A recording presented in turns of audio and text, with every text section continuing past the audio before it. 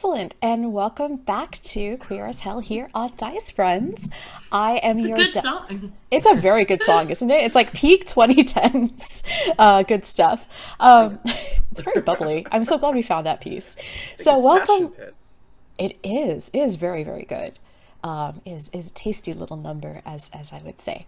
But yes, hello, I am your Dungeon Master, Michelle Rapp, and I am so happy to be back for the series finale of Queer as Hell here on Dice Friends. Joining us here are the Phenomenal Five. Go ahead and introduce yourselves. Cam, why don't you start? Hi, I'm Cameron, and I'm playing Xylix. Xylix is deeply concerned with interior spaces and, maintaining a space on the interior. Would you say he was almost like a secretary? Has an attention of a secretary for interiors? That's not bad, Michelle. Okay, thank you. You could Thank say you. that. Yeah, wonderful. I'm so glad. And as I understand it, Xylix has leveled up. Yes, This Xylix is today. currently a 5th level bard. He is a Ooh. School of Lore, or College of Lore bard. Excellent. Yes, our entire party has leveled up this episode, so we're going to see some real fun antics tonight. Next, let's go to Tabby. What's up?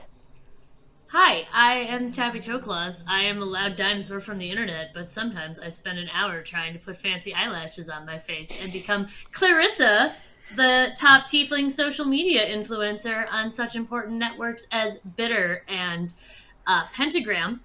And recently, the original progenitor of hashtag consensual hugs by way of Greg. And hopefully that will continue. I'm really hoping we can get Greg into some consensual hugging for the good of his realm and probably all of us too. I am also a 5th level bard who has just recently leveled up. I was thinking of branching out, but I figured, can you really improve upon perfection? You can just shine another facet of the diamond, really. So I've taken a feat. I'm now lucky, which I always have been, but now the rest of you have to acknowledge that fact. And I'm excited to use my extra advantage rolls. Excellent. Thank you so much, Clarissa. You have explained it all. Thank you, Michelle. And of course, next is Kiss. Who is this fluffy friend? Hey, what's up? This is Gal Flair, a 4 parts rogue, 4 parts bard, 1 part rogue, a tabaxi chef, a connoisseur of the finer things, and overall fluffy guy. He's a little fluffy guy. Gets into mischief with his tiny toe beans. Oh my goodness. And I'm with his Kiss, and I'm gonna be playing him tonight. What's up? What's up indeed? I'm excited for this Tobian action. Next we've got Erica. Hi. Who's this excellent, cool looking person? Yeah, my name's Erica. I'm playing Vrada. She is a personal trainer. She has 4 levels of Bard now and 1 level of Fighter. Sweet. So the idea is to punch all the things, Yep. perhaps. Yeah, unfortunately, I don't think this problem is going to be solved by shoving it in a garbage bag of holding. But we can try. Challenge accepted. Excellent. And last but not least, we have the ever wonderful Wheeler. Who Hello. is this excellent French tech little person? I'm Wheeler. I'm playing Palm. Palm is a big gay elephant, a loxodon, if you will. Is level 5 bard in the College of Glamour with a very extensive collection of hammers. Very fine hammers. Wonderful. And those hammers are a gift from his husband. It's a part of It's a long-term exchange of wedding and anniversary gifts over hundreds of years. Yeah. Yeah.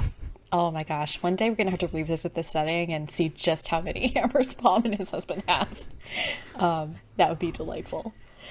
Well, with that, I think let's go ahead and pick up where we left off. So, the Phenomenal Five have just finished what was originally supposed to be a rather strenuous workout session with Greg to help him kind of get a little bit cardio, a little bit of weightlifting, but turns out to have been, in fact, just a fight against 3 assassins who were still trying to kill Greg. And as they departed Flames Casino, which is the very nice, very modern looking casino next door to the dilapidated Princess Palace, which is Greg's own casino, they were confronted with an invisible barrier. They could not, in fact, get back into the casino. And before them, a specter arose of a power mad and seemingly victorious devil accountant named Dan, or Pedanterax.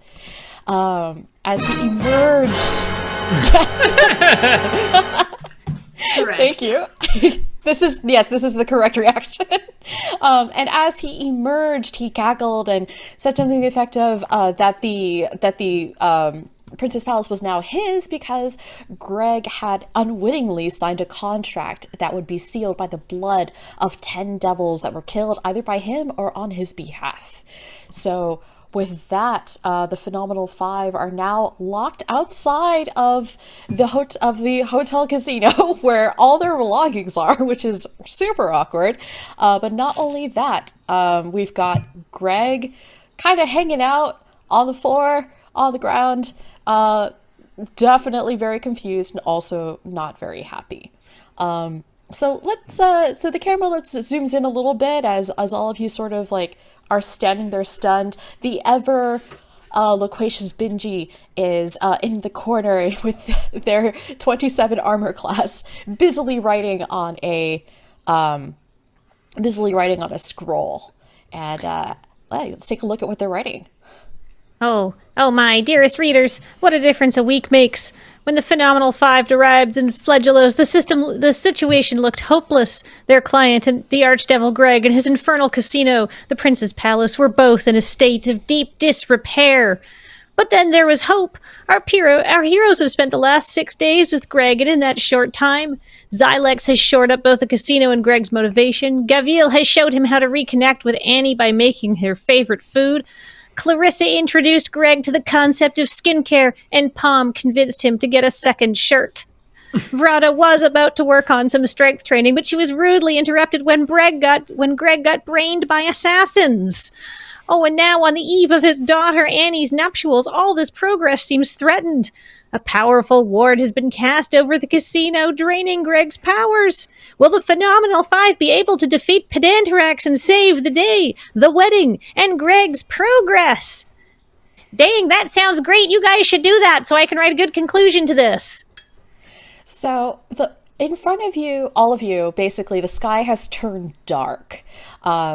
Basically like a storm has settled, like a hurricane has settled over this part of Abermach. And Dan rises into the sky, contract papers whirling around him, law magic crackling around his skinny little form and glowing around his very elongated quill. And he definitely looks at all of you with a great amount of disdain as he cackles. And unfortunately, it seems that all of you are still a little bit singed and bruised from your previous battle, right? You haven't had much of a chance to rest, which is a little awkward. But yeah, Greg looks up and he's like, "Oh, Dan, how could you? I should have realized that something was wrong when you asked me to siphon napkins. We haven't had napkins inside the casino for years." You are not worthy to run this casino. I have put my blood, sweat, and many figures into it, and you have neglected it.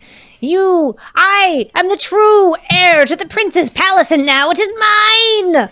No, I guess it's a pretty good argument. And then from behind... That's right! From behind all of you, Annie and Flora run out of flames. And Flora carries basically a giant ruby with what looks like a possum inside, a well-dressed possum. And as the two of them emerge, Flora says, "Oh my goodness, are you all okay? What is going on? Who? Oh, Dan? Is that Dan? Greg? Go Go ahead. I'm sorry, Dan. No, Dan's just cackling to himself. Dan's muttering under his breath about renovations. Don't worry Apologize about to it. the villain, Cam. All right, you done? Okay. Greg may have signed some papers that seem to have given Dan control of the casino. What? Well, Annie, what are we going to do? I thought that this casino was going to be yours. Well, obviously, we have to give up now. All right, let's go. This has been fun. What? No! No, Annie and I hired you to help Greg and to make this not happen. Then he signed it all away. Antoine, what does our contract say? Until we finished? Well, fuck. What does that mean? We're not done. I guess not. Annie, so Flora takes a look at Annie and says, well, sweetheart, I mean, don't need more. I don't think is there any way to break the contract, do you think? I mean, clearly we can probably figure out a loophole or something. That's why I brought Brian with us. I mean, he's part of my dowry, but maybe he can help figure out this stupid law magic. Yeah, you and Brian talk to these guys and figure it out. I'm gonna go talk to my dad. I'm sorry, honey. I took my eyes off the casino for 2 weeks, and I guess, yep, I'll be back. Oh, it's not your fault, honey. Just be careful. Be careful. And Flora turns to all of you and says, okay, here, you come over here. And she points at Palm. Okay, all right. Here, hold this. And she hands you Brian. Okay, so, here's the thing. It looks like y'all are still a little bit damaged from the fight with the assassins. So she takes out a pomegranate from her basket and then cracks it open and unleashes essentially an enormous healing word that essentially also acts as a long rest. So not only do all of your hit points restored, all of your spell slots are restored, and you have the level up because this pomegranate is like kind of amazing. And she says, well, I'm so glad that I got one of these. I've been growing them for a really long time, and I'm really finally happy that this is now useful.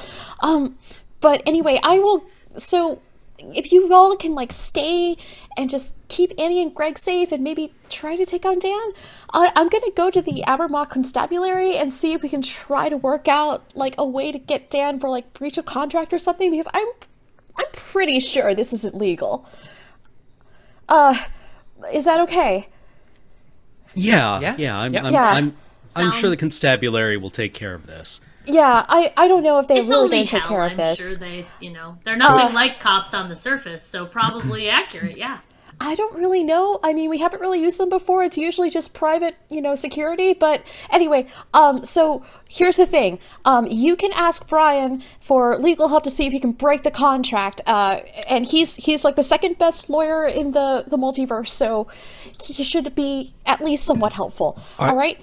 I have a question. Yes. Is Brian going to be able to provide sufficient legal assistance even if I put Brian on the ground?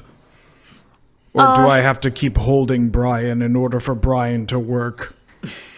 I think Brian should be okay as long as, here, just a second. And she concentrates, and then you see another kind of spicy, fruity, a scented spell kind of emerge from her hand, and essentially what you get now is a message, a message or a sending cantrip that's a spell that basically allows you to communicate with Brian on the battlefield without having to hold him.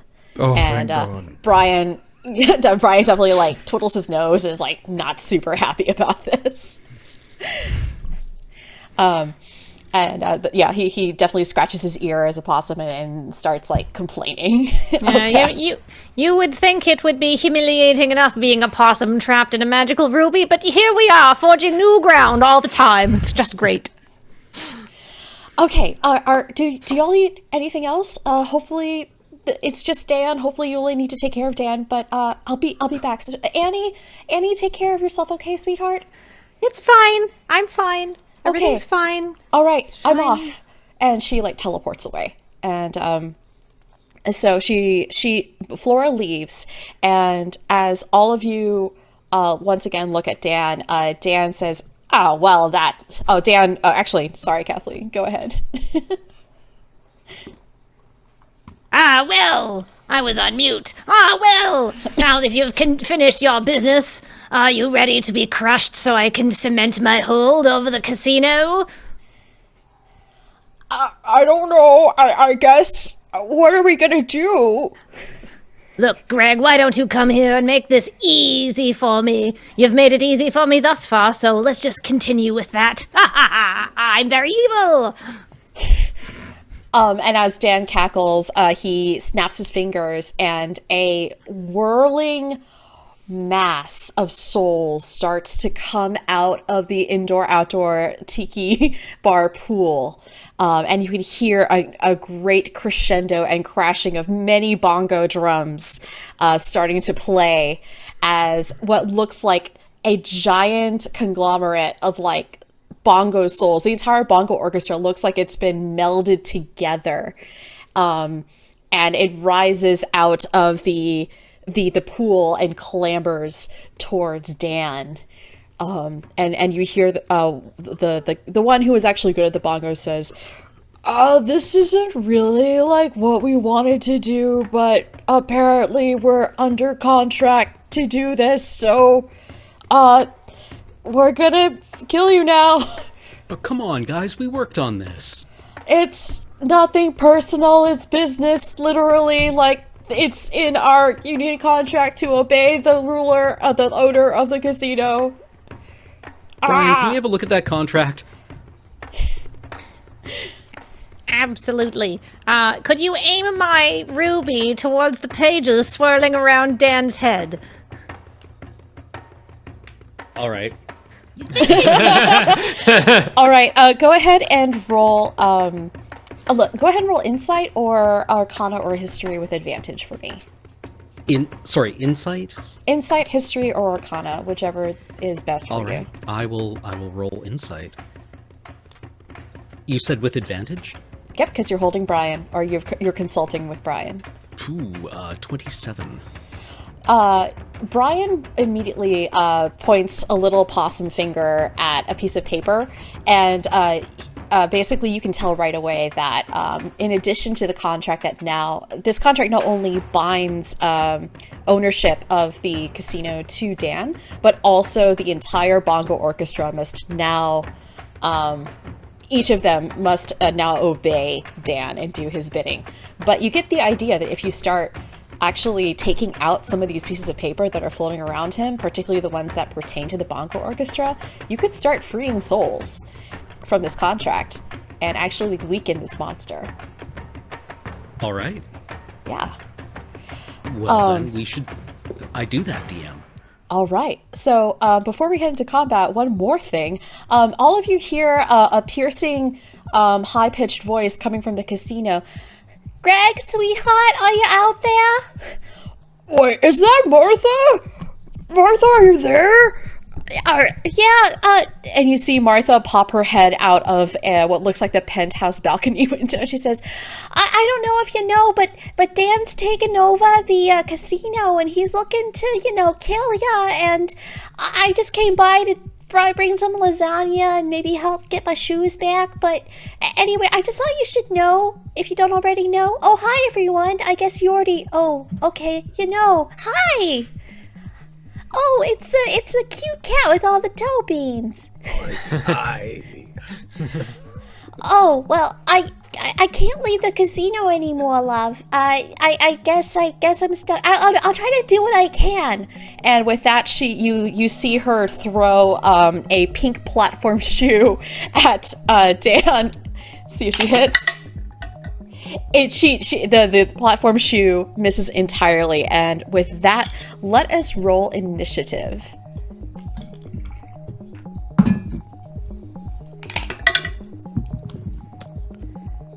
Oh my. All right. Xylix, what you got? 4. Okay, that's a number. Tappy? 22. Whew. Well done. All right. Gailf?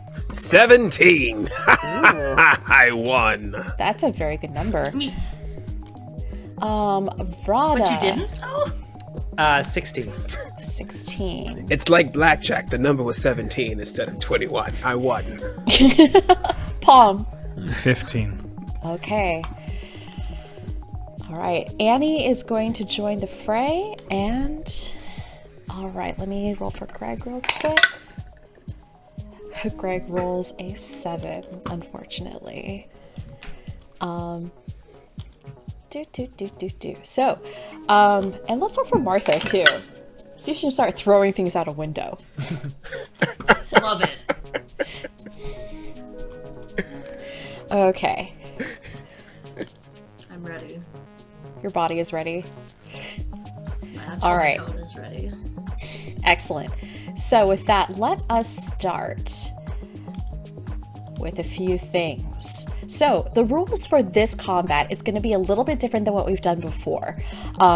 So not only are we seeing a couple of lair actions here from the bongo orchestra, but and Pedantorax, but each of the players, each of y'all are going to be able to do a couple of things per turn. So as a free action, you can consult Brian to see if you can identify any possible pages of the contract that are swirling around Dan that can be taken out in order to help debuff the bongo orchestra. Basically, every time you free a soul from the bongo orchestra, the total number of HP points goes down. So it's essentially basically you're dealing damage and you're shrinking the monster as it goes along.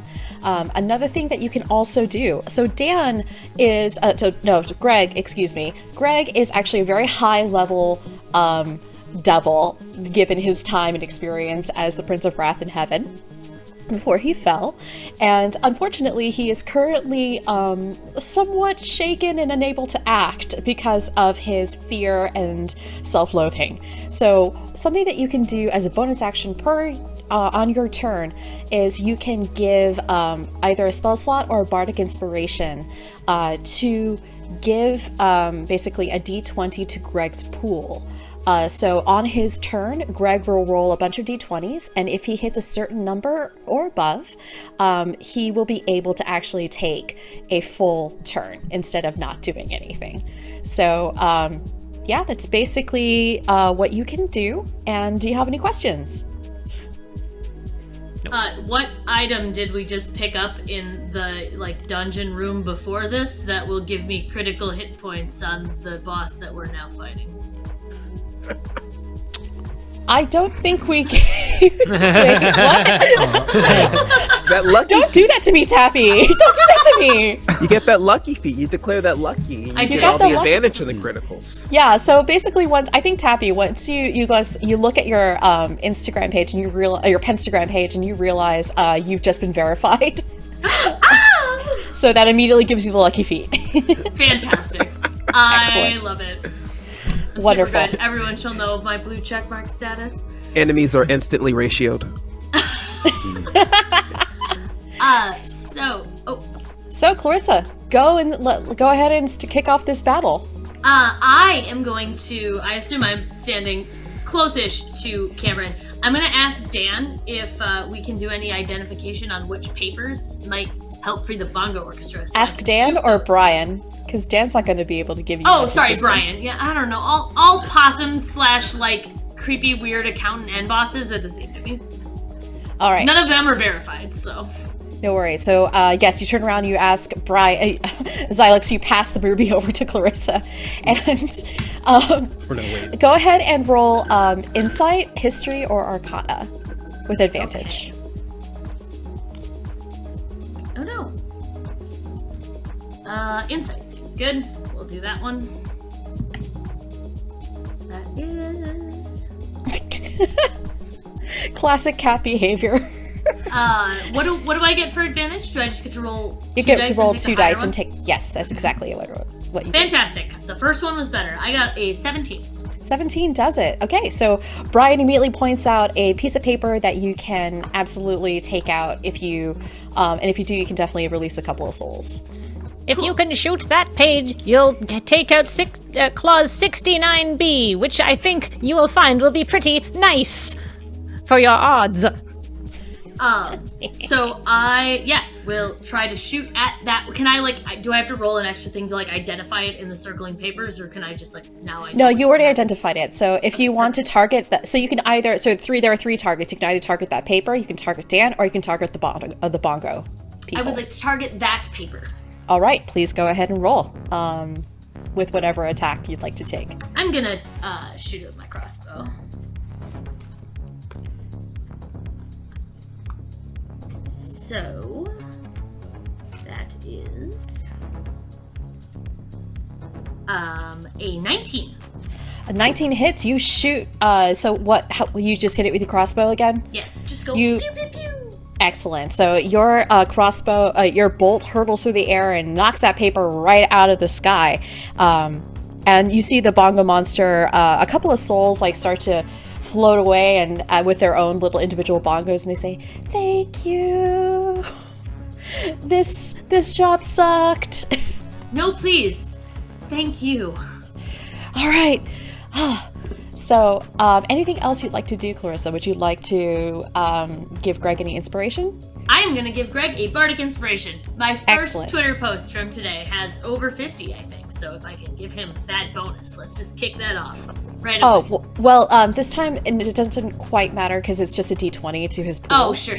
Yeah, so... But I'm verified, and it did good. Yeah, no, you did great. It's great. It's a really nice d20. You know, I'll just have that d20 go with advantage. How about that? Oh, yay! All right, I'm being nice tonight. Oh, in the way of influencers everywhere, I just whined until I got a better deal than what I was offered before.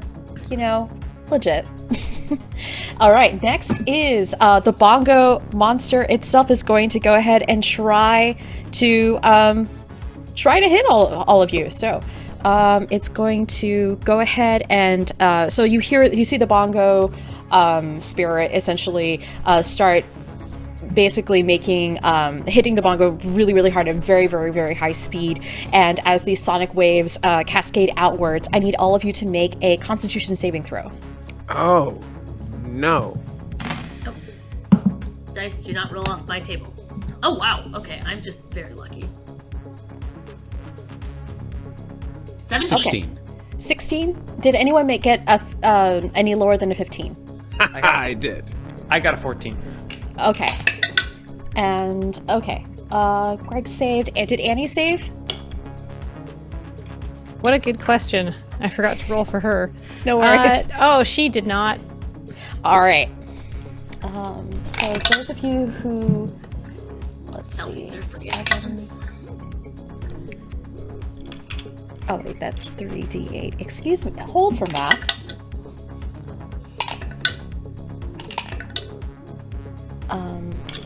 All right, those of you who did not save, take 14 damage. For those of you who did save, take 7. Goes Annie as she is flung backwards. Greg tries his best to get himself in front of Annie, but stumbles and falls flat on his face. And then just gets back up and says, "Annie, are you okay? I'm so sorry. Are you okay, Annie?" Dad, I am... You know, I am physically fine, but I am not super okay right now. Okay. Oh, I understand. Anyway, get behind me. All right. Next, we're going to go to Gylv. Those bongos are the worst. Gylv is going to grab a snack pack out of his backpack, and he's going to eat that cat. I'm going to cast Cure Wounds on myself. Well done. I just do it the most obnoxious way ever. And I heal for 10 points of damage. And I do see damage. And who is lower out of my friends who took the full brunt of the 14 points of damage? Rada, you took 14 points, right? Yes. And I will throw a Go-Gurt Rada's way and say, "Here! I'm cultured!" A surprisingly aerodynamic tube of Go-Gurt flies through the air, and Rada, you catch it immediately. Now for my movement action. Good protein. Guile is going to just make as much distance between him and the rest of the team as possible towards Awesome. the nearest vertical wall, and I will end my turn. Okay, great. So you are now basically all of you are within like a 60-foot cube with, but now Guile, you've moved like what? Your movement's like 30 feet. 30 feet, yes. Yeah, so you've moved like you're now 90 feet away. So just as a heads up. Cool. Do you want to use your bonus action for anything? Oh, I used my bonus action for the healing word. That Go-Gurt healed Rada for 7 points of damage. Perfect. Okay, excellent. It's So Wildberry! it is a surprisingly blue color that is somewhat disconcerting. Nothing like warm yogurt. Speaking of which, is now your turn, Rada. Yes.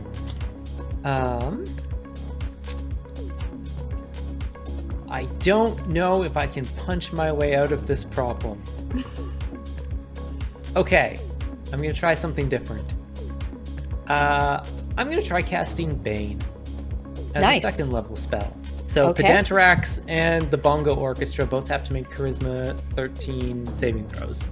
All right, let me go ahead and see how they do. Oh, Pedantarax fails. And the Bongo folks. Does a 16 pass? Yes. Okay, so the Bongo Orchestra is totally fine, turns out, playing an instrument. It's kind of nice, kind of sexy. Whereas Dan is just a reedy little thing that is mad with power and ambition, so not super sexy. Okay. So- for the next minute, anytime Dan rolls an attack roll or a saving throw, he has to also roll a d4 and subtract that number. Okay, attack roll is saving throw.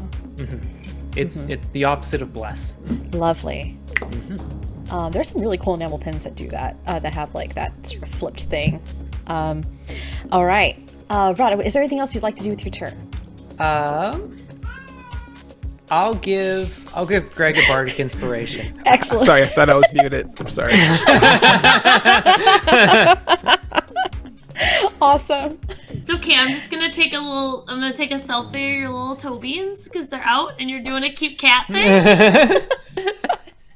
Love it. You can tell these are 5 bards because they will take any opportunity to just glam a little bit. Just You flaunt it can just a have tiny bit. cheeseburger. Next is Palm. What you gonna do, Palm? Ooh. How damaged is everyone right now? How up to date are these damage numbers that I'm looking at? I'm fine. Okay. Can I... Whereabouts is Palm in relation to, say, the giant bongo layer? I'd say you're about 50, 60 feet away. Okay. 50 feet away. And you can always use your movement to get closer or further away. I kind of want to make it a very tiny bongo orchestra. I would like to move a bit closer to the giant bongo orchestra. Okay. You get how much closer? That's a great question. 30 feet. Awesome. Okay, so you take your full movement. What would you like to do? Attack? As a free action, you can pick up the ruby and be like Brian. I would help. like... Palm Yeah, would shake like, my ruby. All right, Palm picks up Brian and shakes the ruby. I was joking. The words Signs "try unclear. again," signs unclear, appear on the bottom of Brian's tummy. What do you need, you boorish elephant? I'm now closer to the large bongo orchestra. What do I do? Oh, fine. Align my ruby so I may inspect the contract and hold it steady.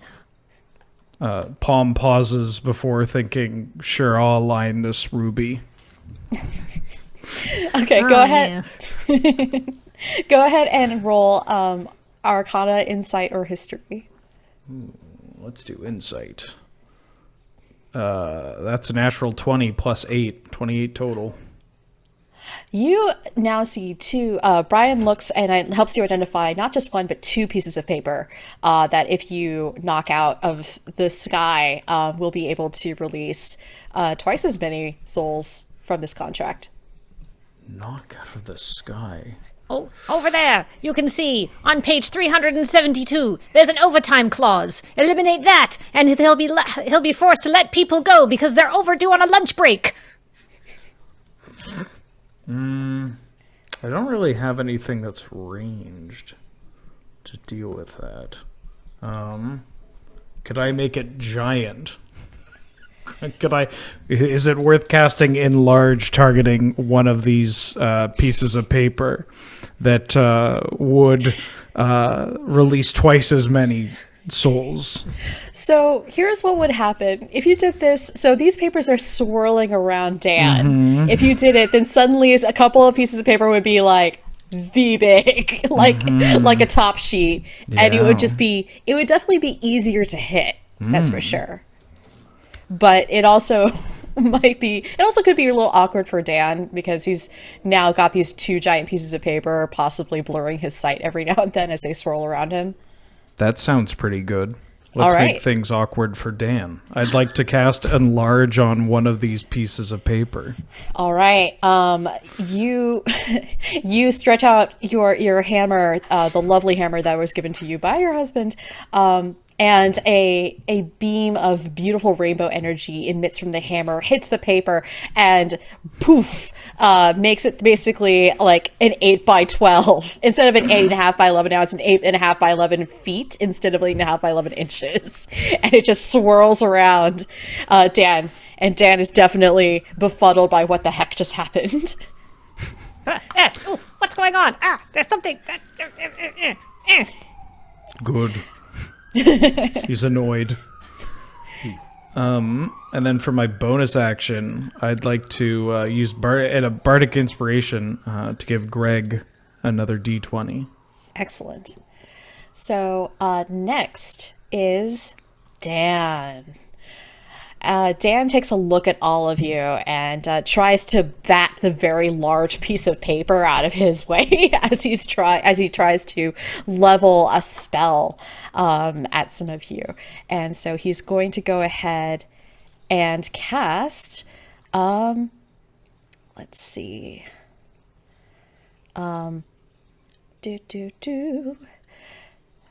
He's going to cast. Thunder Wave.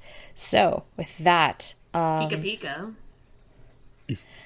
he moves a little bit closer. Actually, he's going to go ahead and do hold person. I think that's a lot more interesting.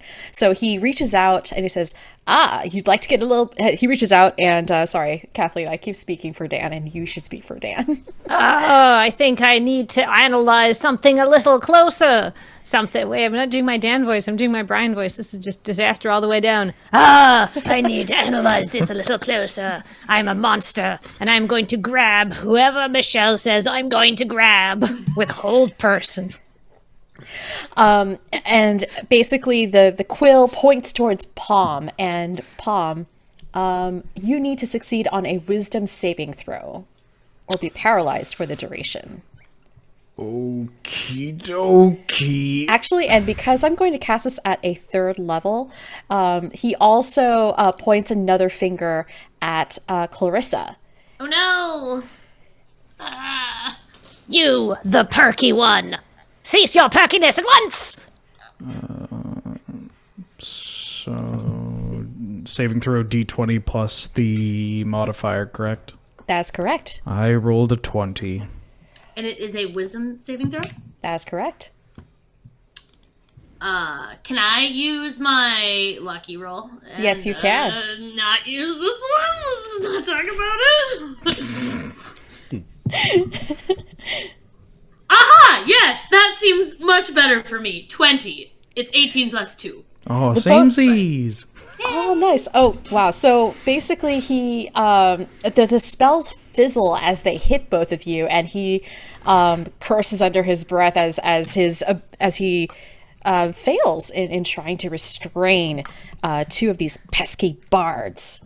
Oh, fiddlesticks! I should have known these people who can help devils turn around their lives would have high wisdom stats. Ah, curses! I'll get you yet. I'm just gonna be like, okay, whatever, Doomer. Yes, we all have high wisdom stats. Let's all believe that. Okay, so with that, let's move on. And he's going to he's going to use his movement to move about 15 feet closer to all of you, with the paper swirling around him. So next is Annie. Annie, what would you like to do? Annie is going to stand up and say, all right, Dad, once again, I think I'm going to have to take charge and be the adult here. And Annie is going to cast within 30 feet. Who can do the most damage who's within 30 feet of me? Well, you've got Palm there. I mean, basically everyone except Guile is within 30 feet of you. Guile has retreated a little further. All right. Annie is going to cast haste on Vrada. Look, I know you said you can't punch your way out of things, but Dan has an extremely punchable face, so get in there. It's true. I'll do my best. I got this. All right.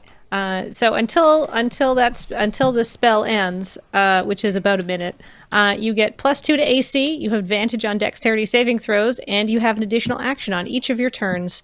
But you can only use that action to attack, dash, disengage, hide, or consult with Brian, or use any other objects. Okay, sounds great. But after that ends, you miss your next turn because you're very tired.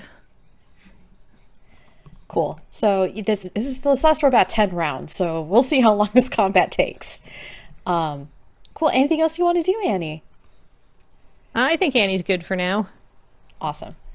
Okay. Next up is Martha, who is stuck inside the casino, is going to attempt to throw something from inside the casino at Dan.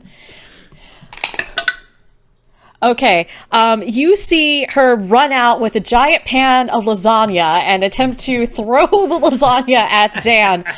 Unfortunately, Palm, please roll a dexterity saving throw. Oh no. 14. You manage to evade the. Unfortunately, she's not able to hit Dan with the lasagna pan, and you very narrowly miss a pan of delicious bolognese noodles and cheese as it lands on the floor next to you. If that were ZT, I'd be dead. Sorry about that. I'm just trying my best. I'll see what else I can find in here. Next is Martha is going to go ahead and give her bonus action to Greg. Sweetheart, I know that we're divorced, but I still have feelings for you, and I know you can get up and do something if you wanted. Maybe this isn't the right time to talk about it. I'll come back. There could be worse times, honestly. Maybe. Sorry. Greg's just like, what? As he stands there completely frozen. The bongo orchestra will now take its turn. Yeah? Oh, no, sorry, yes. Okay.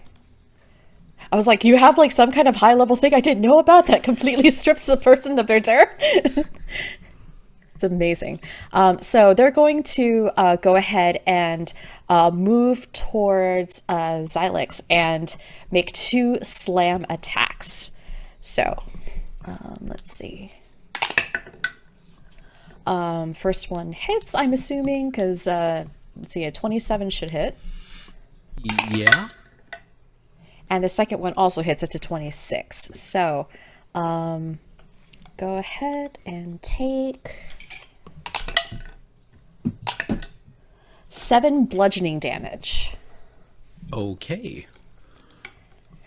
Basically, the bongo orchestra hurtles towards you and picks up its bongos and just breaks it apart, and with one bongo in each hand, slams each of them across Xylix's face. Ow. It's not personal. Sorry, it's not personal. You say that. All right. Next is Greg. Greg currently has 4 d20s, and he rolls one of them with advantage. So let's see if he can clear a 20. So he needs to roll a nat 20 this round. That's a 5. That's a 4. That's a 7. Oh. That's a 5. You get to roll one more with advantage, and that's a 17. Unfortunately, Greg does not take action this turn, but we have next time, hopefully. I'm going to go ahead and move the difficulty of that down to 18 for next round. Xylix, you're back. I would like to cast Silence. So this is like a sphere wherein verbal components of spells don't work and nothing can make any noise. And I would like it to include both the bongo orchestra and Dan. All right. If possible. Do we need to make a saving throw? How large is the range on that? Or how big is the sphere of silence, the cone of silence? It is a 20-foot radius. Let me Okay. You can hit either the orchestra or Dan. The orchestra is, I think, too big for you to include Dan in that as well. Okay. But if you hit the orchestra, that'll make its lair action a little harder because it's concussive blast. Yeah. So, let's see. Is it better if Dan doesn't cast any spells? Or is it better if the orchestra can't blow our eardrums out? Executive action. I centered on... Dan's flying, right? Dan is flying. I'll center it on the orchestra. All right. What kind of saving throw? Or does it just happen? It just happens. Ooh, okay. That is really interesting. Nice. Nice thinking, Xylix. What else would you like to do? Well, with my bonus action, I will give an inspiration to Greg. All right. So this time around, for round 2, Greg currently has 1 d20 in his pool. Clarissa, you are... Oh, wait. Is there anything else you'd like to do? That was everything. Okay, great. Clarissa, you're back up. Okay. I am going to take a look at my spells. I am going to run up to my poor, very, battered, old uncle and Old. and try to heal in my him. Prime. I don't know, you probably just need some fiber or something, or some... I don't want to put you in a home. Let me just heal you. Your skinny jeans and side part are very, very are causing a lot of distress for Clarissa. So I'm gonna just heal, just cast Cure Wounds. It's first level, so. Alright, you get 8 health back. All right. And some, baggage that we can unpack later. Oh, no, I haven't unpacked that yet. I'm not here for very long. I figured I'd just leave it packed. We get a shot back into Xylix's room, and his bags are indeed still packed. The entire room is extremely neat. Even the bed is just well made up. I've gotten extremely used to housing insecurity. Oh, that's sad. Oh no. Clarissa, is there anything else you'd like to do? I think, my other free actions, I can give somebody, some bardic inspiration. Do you want to give that to one of your fellow bards? I or to can Greg? go right to Cameron because I feel Okay. like I've kind of bodied him. So, Okay. Super generous.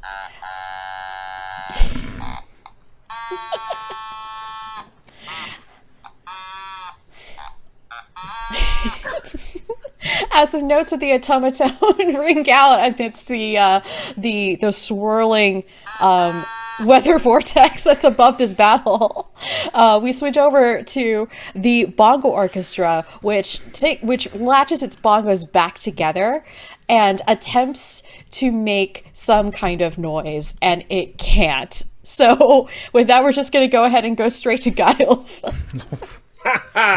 Xylix, well done, I gotta say. Clutch move. After hearing the bongo silence and the smell of baked ziti, Guile makes a U-turn and starts running back towards the group 30 feet. With the Bane still cast upon Dan, Guile is going to say, "Ha! Copycat!" And I need Dan to make a wisdom save. All right. DC of 15, and then subtracting how much From Brada? the D4, but from the D4 for so it's wisdom. Yes, please. That's an 8. He fails. From Guile's pack, he throws out strings of ropes, actually, of fresh bucatini. Very thick, a strong needle with a hole in the middle. You throw and it's just pasta like- tubes. and they just wrap around Dan, and he becomes paralyzed, unable to make any moves. So if he's in the sky, he's gonna drop. Oh, so out of you throw basically it would almost be tentacles, except it's just tubes of bucatini out at Dan, and it curls around. He says, "What? And he starts descending to the earth, wrapped in pasta, and with a still holding his giant quill, but also with the papers flying around him with that one big paper, that palm enlarged and still flapping in the wind. Brother, now, while the cobs are holding him down, thwack him good. Where did Brada. you find bucatini? I made it myself. You wouldn't believe the amount of flour you can find in hell. It's so fresh. It's so fresh that Dan can't get out because it's very elastic. Rada, a so devil's much food. gluten. so much. much. Oh, Guy, do you have any bonus actions you'd like to take? I do, but I'm not going to use them. Okay. All right. Rada, you're up. Okay. So you said he's paralyzed, right? He is paralyzed. Great. I'm going to go and punch him. Very quickly because of haste. And I have And advantage. if it hits, it's an automatic crit. That is a 17. Oh, that. Let me see. Does that hit? It does hit. Okay. He's a wizard. He doesn't have a lot of armor. And it's an automatic crit, you say? Yes, it is an automatic crit. So that's 10 damage. Nice. And I get another action, which I think is just going to be another punch. Punch. That is even better. That is a 20 Oh my goodness. for... that is 16 damage. Oh my gosh.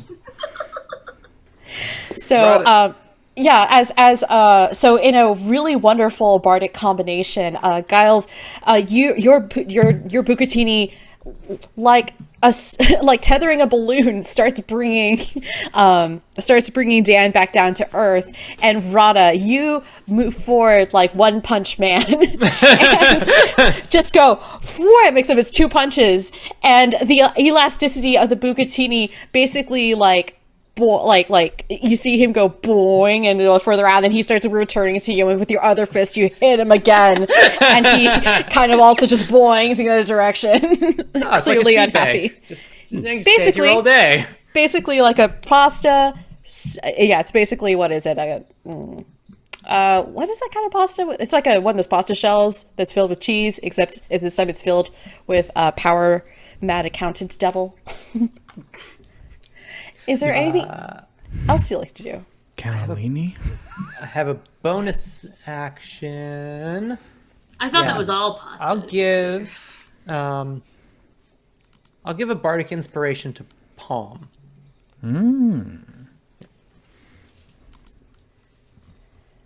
Kind of like a manicotti? Yeah, like a manicotti. A devil cotty. A devil cotti.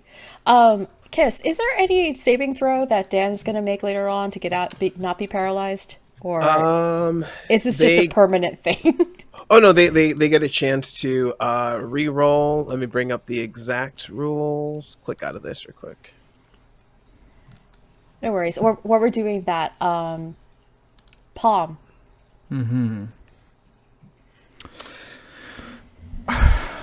I think, in honor of receiving such a rousing display and the bardic inspiration, I'd like to bring my vicious warhammer down on his skull, if possible. Okay, go ahead and make an attack roll. That's an 8. That does not, unfortunately, hit. Oh wait, you get advantage because he's paralyzed. So please go ahead and roll again. Don't you have Rada's bardic inspiration too? Mm-hmm. Yes.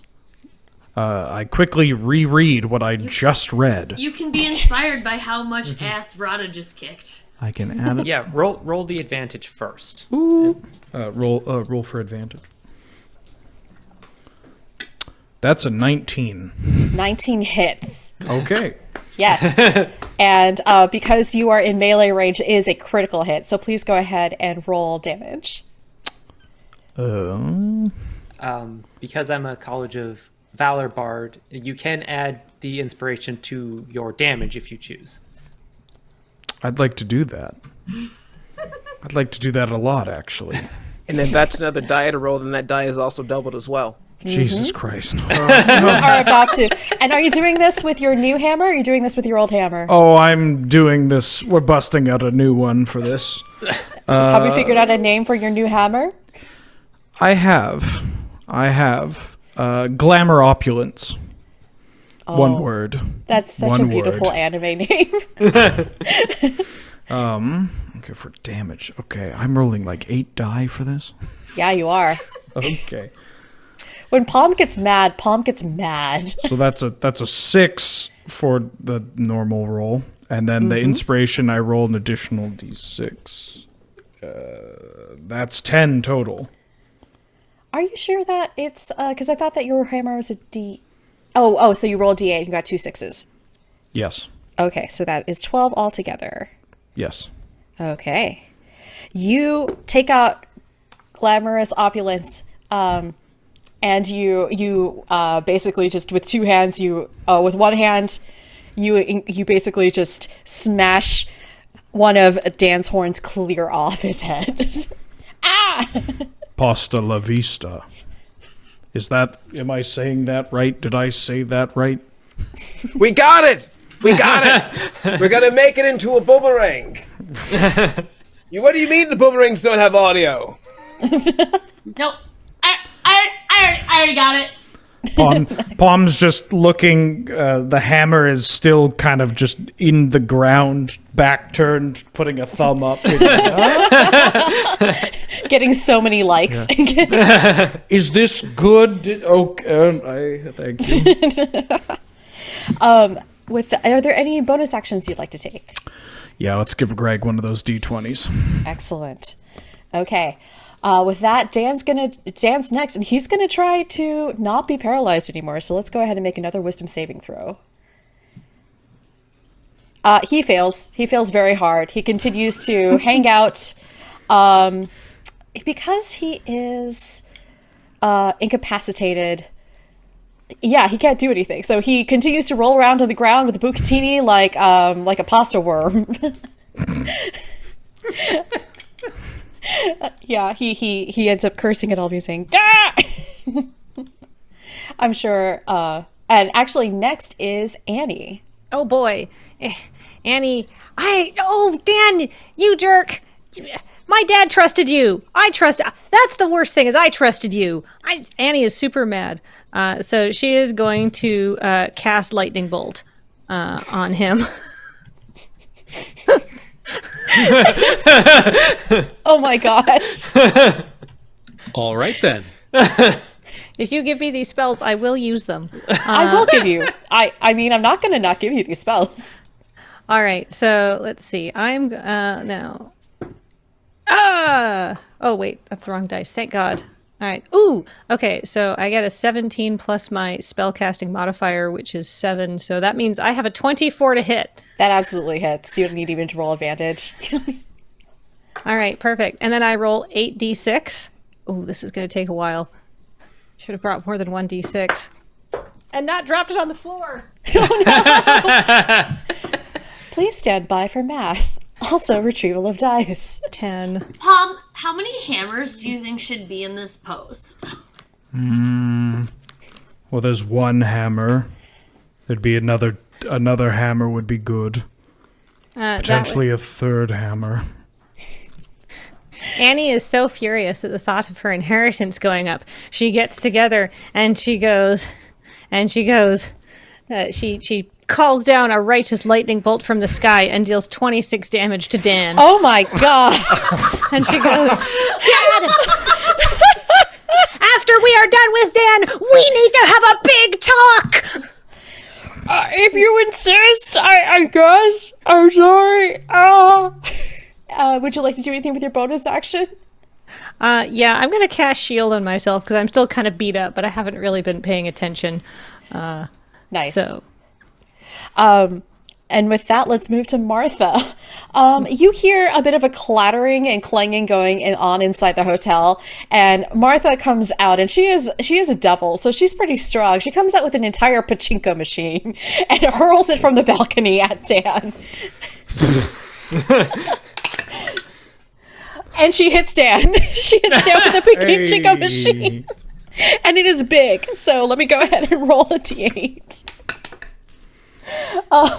The pachinko machine just lands right on Dan, dealing him another 4 damage.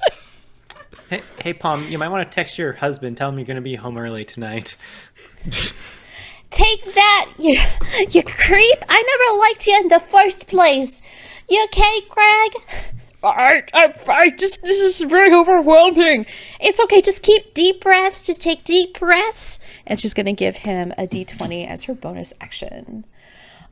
Next is the Bongo Orchestra. And this time it's going to try to make a slam attack, like this time against Clarissa, because Clarissa is pretty close, and they just want to change things up. The Bongo Orchestra turns to Clarissa and says, "I'm sorry again. This isn't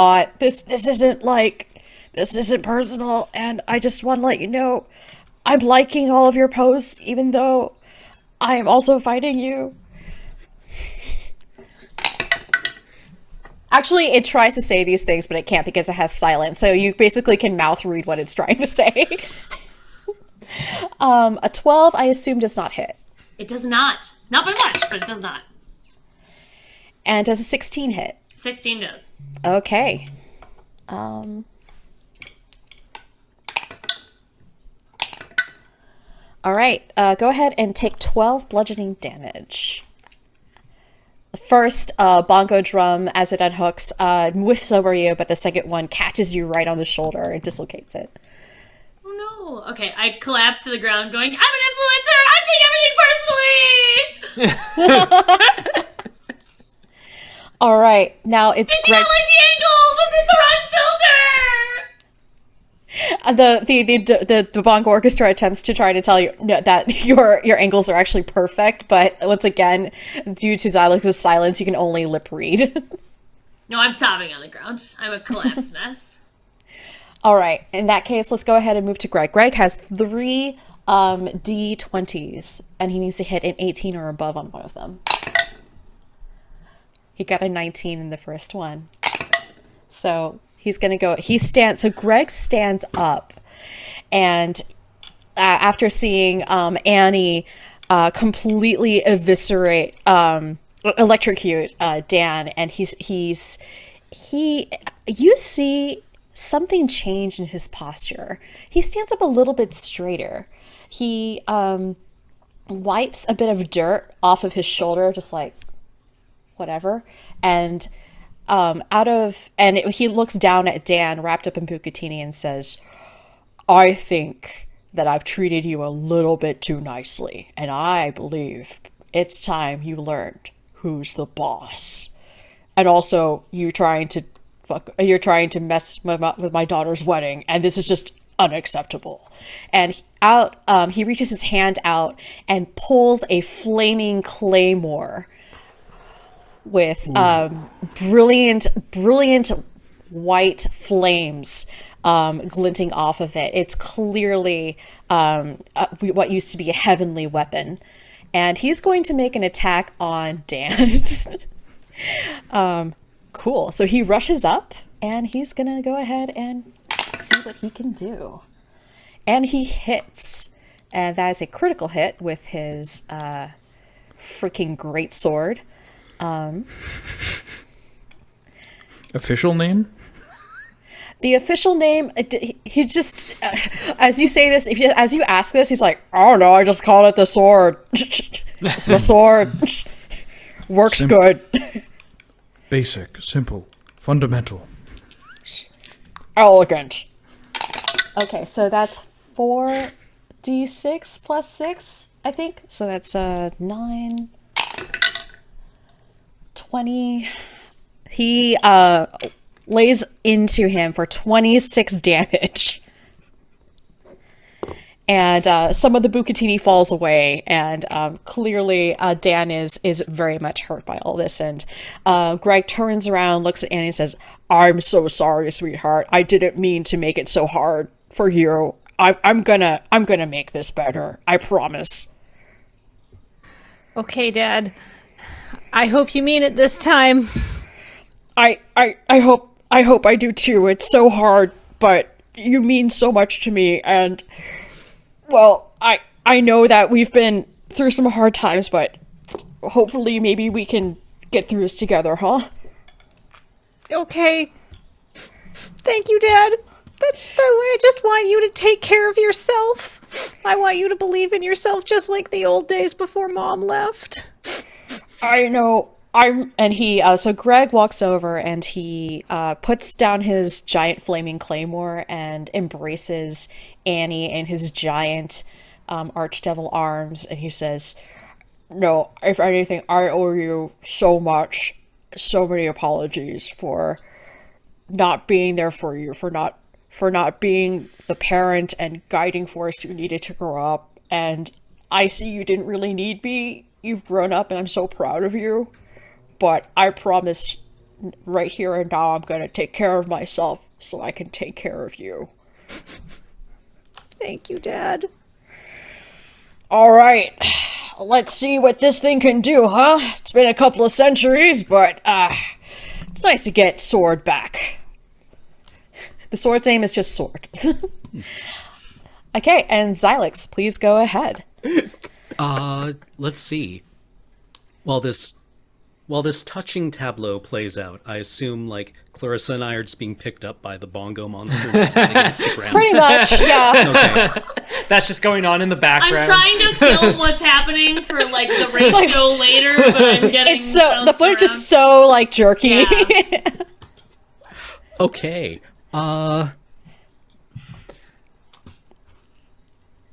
Do I still have one of the pages identified? Yeah, not only that, but Palm actually made one of them really big, so you totally have advantage on hitting it if you want. It's Okay. that one, the big one. The big, it's just like flapping around in the wind. Can you? Palm points to the giant, oversized piece of paper, like that is very clearly sticking out Can you It's see eight- which one I'm talking about? It's 8 feet by 11.5 feet. All right. God, can I just shatter one of them? Yeah, Do probably. I need to? A crossbow it's a piece of paper. A crossbow bolt should do it. I mean, that's what Clarissa did. All right. I shoot sorry. the contract All right. with a natural 20. You obliterate this thing. And not only that, but you also take out a second piece of paper that just happens to be behind it. And several more souls flee from, manage to extricate themselves from the orchestra and say, "Thanks so much. We love what you're doing to redecorate the place inside. It looks real good. I appreciate your support. We really like the eggshell white. It's a 5% gray, but okay. Cool." And with that, let's cut to commercial real quick. It has been a little while, so let's give ourselves a break, and we'll be back with hopefully the conclusion of this epic combat. See you in a sec.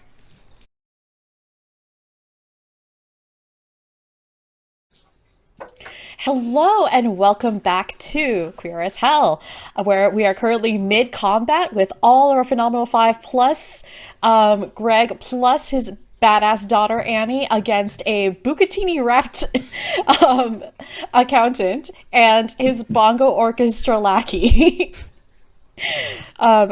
So we are currently Greg has been sufficiently inspired to come back online, and now he's going to use his considerable formerly heavenly powers to assist folks. So with that, I think we're going to go ahead and go back to the top of the action with Clarissa. All right, Clarissa's had kind of a time. This has been like the most, force I've ever actually faced in my life. Usually I just complain and Xylix sends me money. So as any good uncle does, I'm just like, I have a new Kickstarter and it didn't do very good. Can I have $20,000? Thanks. Okay, so I'm like a little bit mad, I think. Unfortunately, you don't have a class in a level in Barbarian, or else you could rage. Oh my gosh, maybe I should have leveled with Barbarian. But again, she hasn't experienced this before. Maybe that's the next level. But yeah, the glasses are going on, and she is going to attempt to... where are her spells? Come on, D&D Beyond. We got this. I am going to hideous laughter? No, sorry. I'm going to dissonant whispers on Dan. Ooh, as he lies on the ground wrapped in pasta. Yes! Hey, little pasta, let me whisper in your ear. Tell you all the bucatini you want to hear. She's dead. Pasta. Oh, he wishes he could hear the sweet whisperings of semolina flour after I am done with him. All right, I believe go ahead. he has to make the wisdom throw is it's 14 on his end, and I am basically just going to eviscerate this man of the full lines of, what did you get? Like an MBA? Like you weren't good enough to get the PhD, so you just got the master's in business administration. And you thought Just a that 14 was pass? good enough. 14 is 14 is the wisdom score to pass. It's wisdom 14. Okay, so he passes. Okay, so he barely Yeah, passes. as you mock Dan for his his higher degrees, he comes back with a equally not very great Master's witty in retort. business administration. So Dan just sort of Dan tries to defend his MBA. At least I have a degree in something. What do you have a degree in? Internet tomfoolery? Ah! Excellent. Clarissa, would you like to do anything else now that Greg is up and running? Well, I would like to respond. I will respond in a tweet thread, like in a second, but... Okay. I can't follow this. How do I read your response? What's going on? Threading on Twitter I has gotten majored so in hard. life. But again, okay, Doomer. I will just I'll take like a 5-step back, just to kind of get away from the bongo-ness that's happening in front of me. Okay, so are you taking your full movement? Can I? I didn't know if am I in like threat range of. You are in threat range, yeah. Okay, do I get like the free 5-step back or do I not? If you move, you will provoke an attack of opportunity, Okay. unless you decide to. You can't disengage as an action. So, if you want to go ahead and do that, then I will be able to make the orchestra try to hit you. All right, then I guess I'll just just stable myself and just like get up and try to salvage what's left of my dignity. Oh yeah, no, that's totally Okay. fair. I mean, I'm already on Twitter and Instagram, so I don't have any dignity, but like I have the thin veneer of dignity, so I'd like to put that back on. Why you gotta call us all out like that? It's all good. I'm gonna try to straighten my wig here, put everything back on, So okay, no other bonus actions. and pass. Yes. Excellent. So the bongos are going to try to do a thing, but they can't because they still have silence on.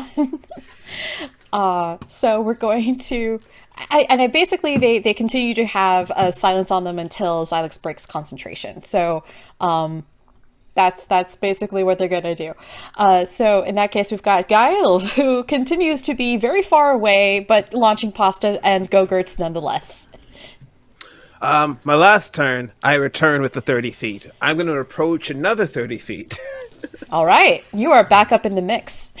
And approach the one who's bound by the pasta on the floor. Dan is on the floor. He's got Versace. It's not Versace on the floor. It's Bucatini on the floor. Bucatini on the floor. Bucatini on the floor. And Vrata's still by my side. I take an attack with the big old skewer. Go for it. You got advantage. Oh, that's gonna roll to hit. 20. Oh, not quite. 25 to hit. Oh, it's go ahead and roll critical. I'm gonna do this with the extra D6 for the sneak attack, and I'm gonna throw in one of my bardic inspirations for an additional 4d6, for a total of 8d6, plus the 2d8 for the rapier, for a total of yeah. I'm just gonna roll all the dice at once. How about that? What? As I know, It's cat math. You just don't question it. cat math. Cat math. So many. So much dice. Everything's times 9 / 31 plus.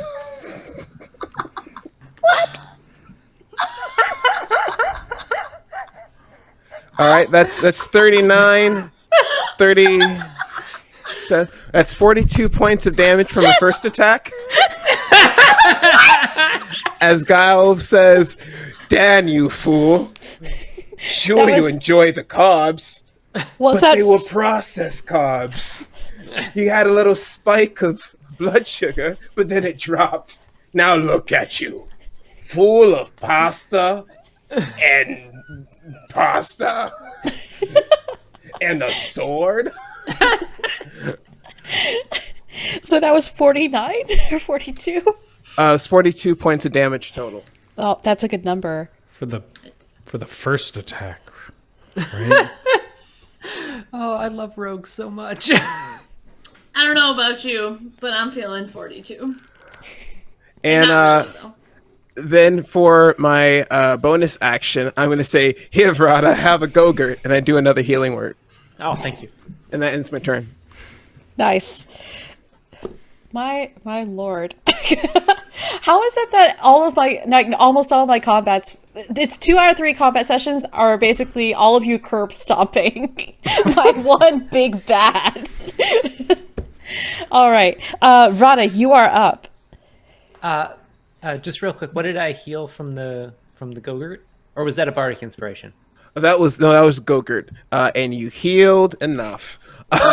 That's 6 points of healing. Perfect. Dear viewers, Go-Gurt in real life, if not given to you by a wonderful queer cat, will not in fact heal you for any damage. No. I mean, What? I suppose you could spackle over holes until Don't. it crusts. Don't, Please do not. Here at Dice Friends, we do not condone the usage of yogurt as construction material. Don't rub Gogurt into any open wounds. Don't do that either. Please don't. Massage it in. Don't spackle your holes with Gogurt, please. That's the real moral message of this entire campaign. All right. Vrada, you have been healed for 8 damage thanks to an excellent, what is it, cucumber melon flavored Gogurt? Or Sure. habanero. Or Just habanero Hendrix peach. flavored Gogurt? It's Hendrix flavored Gogurt. Okay. You know what? I think Dan's good. I feel kind of bad beating up this guy who's tied up on the ground. Are any of the Maybe the don't. contract pages still identified, or do I have to go do that? You have to do that because Okay. Xylix shot down the couple that Paul managed to take care of. And so the big piece of paper is currently on the ground. And Okay. there are still quite a few pieces of paper still floating around Dan, even though he's on the ground. I'm going to run back over to Brian and being like, Brian, what else is in here? All right. What do your possum eyes see? All right. If you can shoot down the page with the blue diagram, he's no longer obligated to buy them bargain price donuts. He'll have to buy them name brand donuts. That should weaken the contract considerably. All right. Okay, roll insight, history, or arcana with advantage. Oh, I'm great at all of those.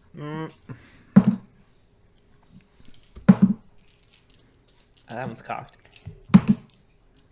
Oh, well, that's a 9. Yeah, That's a unfortunately. 9. Yeah, unfortunately, even though Brian points it out, the pages are just swirling around so quickly, it's really difficult to tell.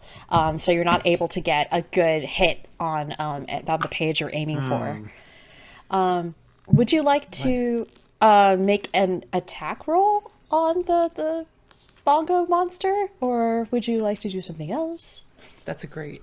Let me just have a look here. You know what? I think punching the bongo monster is a great idea. I'm gonna do that. Ooh, that's a 24 to hit. That hits the bongo orchestra. And that's 6 damage. All right.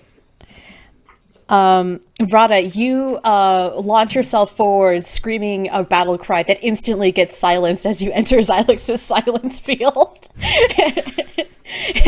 And actually, as you do so, a little black and white placard comes up that says "Ah!" in silent movie font. As you manage to knock a good chip off of this bongo orchestra. Nice. Would you like to do anything else? So was talking to Brian a bonus action? That was a free action. That was a free action. Oh man, I have so many actions. I'm just gonna punch this bongo monster again. Do it. Oh, that's also a 24. Go for it. And that's 9 damage. And Once again, the silent movie screen comes up and goes, "Ah!" Thwack. And I have I'm now silenced, so I can't cast You are anything silenced. with the bonus action. So Well, just like you turn around for yes. You turn around so that Clarissa can take your picture for Bitter. Excellent. Palm, you are up with your beautiful, beautiful hammer. Is the pachinko machine nearby? Oh yeah, it's nearby. Okay. It hit Dan, and you're like right next to Dan. Okay. That's good to know. Are the pages? I'd like to consult Brian. Brian. Okay. Brian Squirrel Esquire. So Palm's gonna pick up Brian and shake it furiously, asking what to do. You clumsy elephant! I told you not to shake me. This is I'm the not a worst. martini. This is the worst 8-ball I've ever used. What do your oafish fingers require? magic mirror in my hands. Which page do I strike near Dan's? Go ahead and roll Insight, History, or Arcana. 22. Perfect. So yeah, Brian is able to point out the same page that he did for Vrada. As you see the blue diagram with the donut contract, the donut clause whirling around. I would like to try and then strike the page with the donut claws.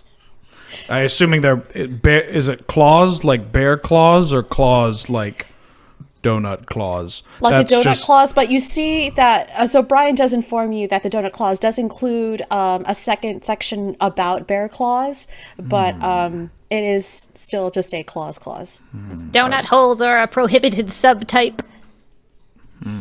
All right, I can't stand for that. I'd like to strike it with my warhammer, please. Please make an attack roll on the page. That's a 10.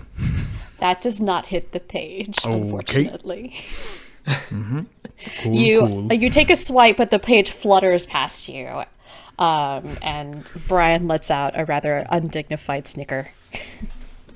This is why they need to make these pages larger. Much, much larger. Anything else you'd like to do on your turn? As a bonus action, if my first attack misses, am I able to use 2-weapon fighting for the bonus action? Is that still Gucci?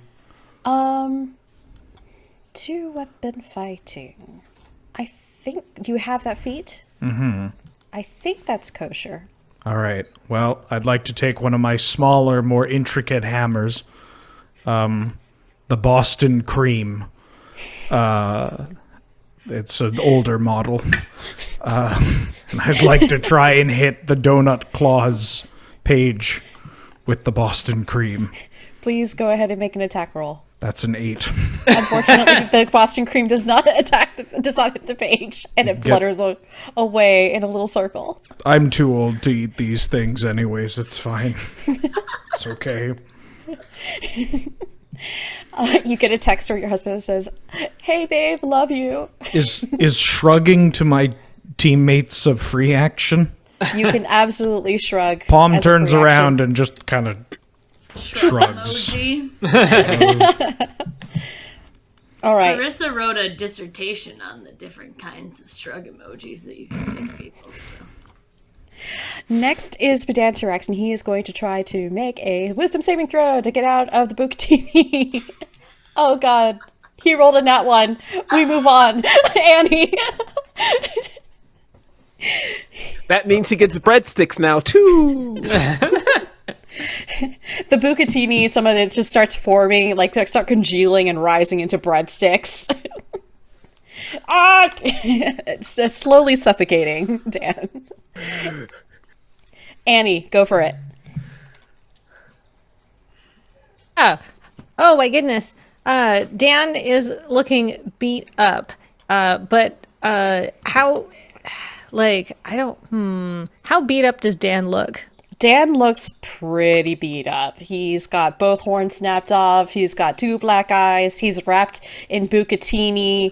That is also somehow morphing into breadsticks, Parmesan breadsticks. Yeah, he's not looking happy.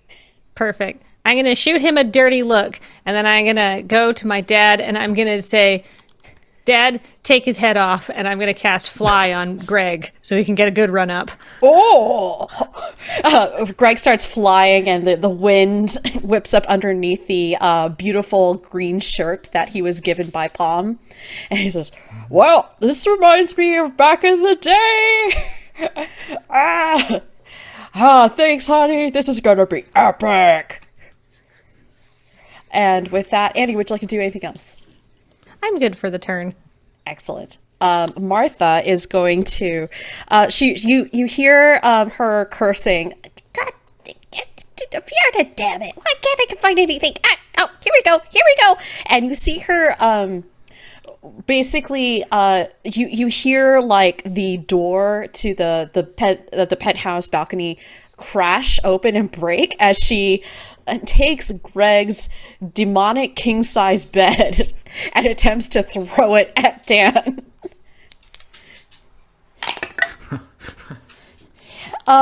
Who's close to Dan right now? Guile, I need you to make a dexterity saving throw. You expect a cat to get out of a way? Oh, that's just a 12. You are clipped by the bed as it misses Dan and stubs your Meow. toe. Oh, I'm so sorry. Did I attack? Did I hurt my toe? My beans! I'm so sorry. I'm so sorry. I swear I'm gonna get you a pedicure on the house on me. I'm so sorry. Uh-oh. And so with that, Martha goes back inside and search for another thing to throw. Excellent. So with that, the bongo orchestra goes next, and it's going to try to hit Xylex because it is very tired of being silenced. Its mouth moves, and you see like a silent film placard come up and says, "You can't silence the beat. You can't stop it either." Its mouth moves, but it cannot scream. But what if? What? Oh, sorry. Did you want to? Oh, okay. No. All No, right. we're Sorry. fine, I was we're like, fine, do we're you fine. have some special ability that I didn't see on your character sheet? No, I don't. What? It is going to try to make slam attacks, both of them against Xylex. Does a 19 hit? Yeah. Okay, cool. Yeah, it does. And the other one's a nat 1. So with that, you're going to be taking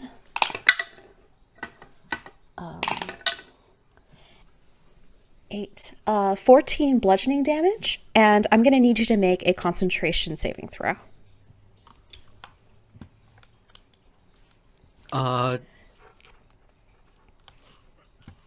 11.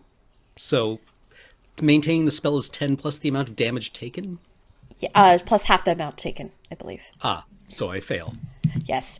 As the first bongo clips Xylex across the face, you hear an audible pop, and the bubble of silence stops, and the spirits inside the bongo orchestra say, "Yeah, I know I keep saying it's not personal, but silencing us is like no bueno, man. That's like not cool."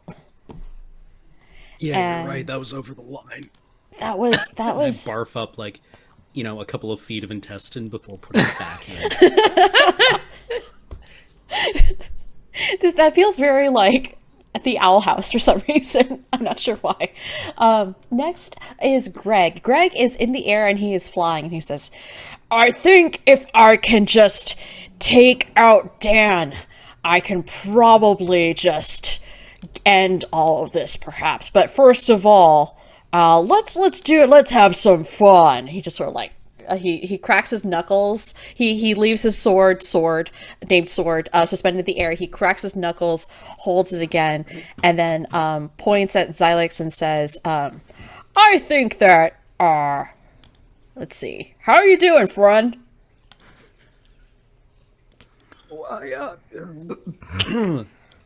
I'm gonna go pee blood for a bit. Oh, after this. okay, all right. Well, I'll take care of you in just a hot second, but in the meantime, okay. So he basically points at you, Xylex, and gives you Shield of Faith. So it says a shimmering force field appears and surrounds a creature of your choice within range, granting it a +2 bonus to your armor class for the duration. And then he turns around and takes his mighty greatsword, points it at Dan on the ground, and says, "I think that we're gonna go ahead and end this. Consider yourself fired." And as he says that, he flies down and smacks Greg with his sword. And with that, he's going to go ahead and make an attack. And let me see if that hits. That absolutely 100% hits. And since Dan is still tied up in bucatini and breadsticks, I believe that is a critical hit. So that's twice the amount of dice, right? Mm-hmm. Yes. Doubles the Okay, random portion. so that's 12d10. Give me a hot second. He hits for 28 for the first round of dice. With a mighty bellow, Greg hurtles towards the ground, buoyed by his daughter's magic, and plunges his gleaming claymore sword into Dan's chest. He then takes it out with Dan screaming under him, the smell of burning breadsticks and pasta permeating the air as he raises his claymore once again and beheads Dan. With that, the papers flutter to the ground and the bongo orchestra unravels before all of your eyes. And Greg looks up at all of you and says, I did it. I haven't used sword in such a long time. It felt good. It felt real good. Are you okay? Who's hurt? Who needs healing? Xylix, you said you needed some help? I'm just like face down on the ground and I raise a thumb. He comes over here and he says, would you like a hug? I'd like to get your consent before I hug you. Would you like a power hug? I'm not sure I have enough intact internal structure right now to fully withstand a hug. No, I give Cam the it's probably gonna be okay. Actually, But you know what? Sure. Give him the chance. Okay. Sure. So he gently, very, very gently picks you up in his big, brawny arms and gives you the gentlest hug. And as he does so, you feel like this warmth inside as he basically gives you 35 points of 35 hit points back. Consensual power. That's good. You know, like my bone goes back inside my arm. Your intestines just slither back into your mouth and reform inside your body. And you're as Greg hugs you, both of you are basically in this aura of white flame as he very gently heals you with his power hug. And he sets you back on your feet and turns around and says, "Anyone else? Would anyone else like a power hug? Anyone else okay? It's the least I can do." Vrad is like rubbing Gogurt onto her skin. I'm like, nah, I'm doing great over here. Oh, what's that? Is that some kind of suntan lotion? Sure. Oh, okay. You, the kitty, you're doing okay? I saw you that my bed hit your toe beans. It got me on the beans, but I'm all right. I just think it's kind of presumptuous. You think that you want... You know what? Greg, you did wonderful. You helped out. Come here. And Galv just puts his arms up. This 14-foot demon, now that he's standing up straight, he's now 14 feet instead of the 12. He has gained a full 2 feet of height now that he's no longer slouching. He very gently picks you up, Gylv, and puts you over his shoulder and gives you chin scritches. Is this okay? Is this what you like?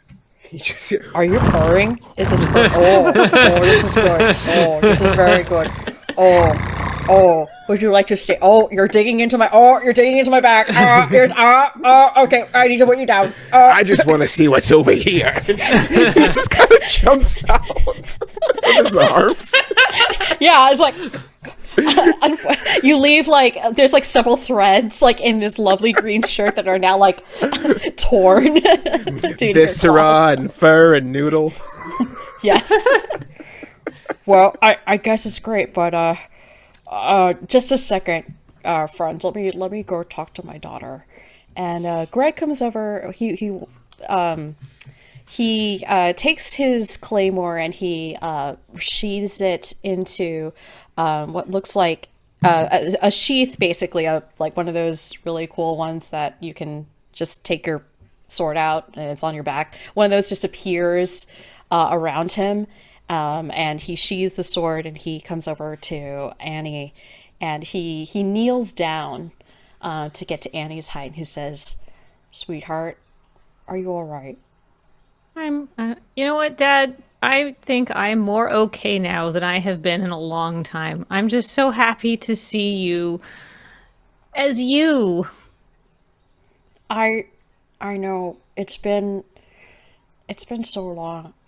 I know that your mother leaving broke my heart, and for a long time I thought that I was the reason why, that I was just not good enough to be her partner, and thus I wasn't good enough to be your father. But, you know, thanks to the friends, our new friends here, I can't believe we got 5 bards to work together. This is ridiculous, but you managed to do it. Like, Annie, you are so amazing, and I am gonna make sure that everything's gonna be okay. All right? Oh, thank you, Dad. I love you. I love you too.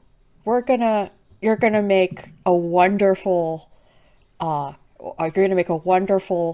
devil, and you're going to ensnare so many souls up there.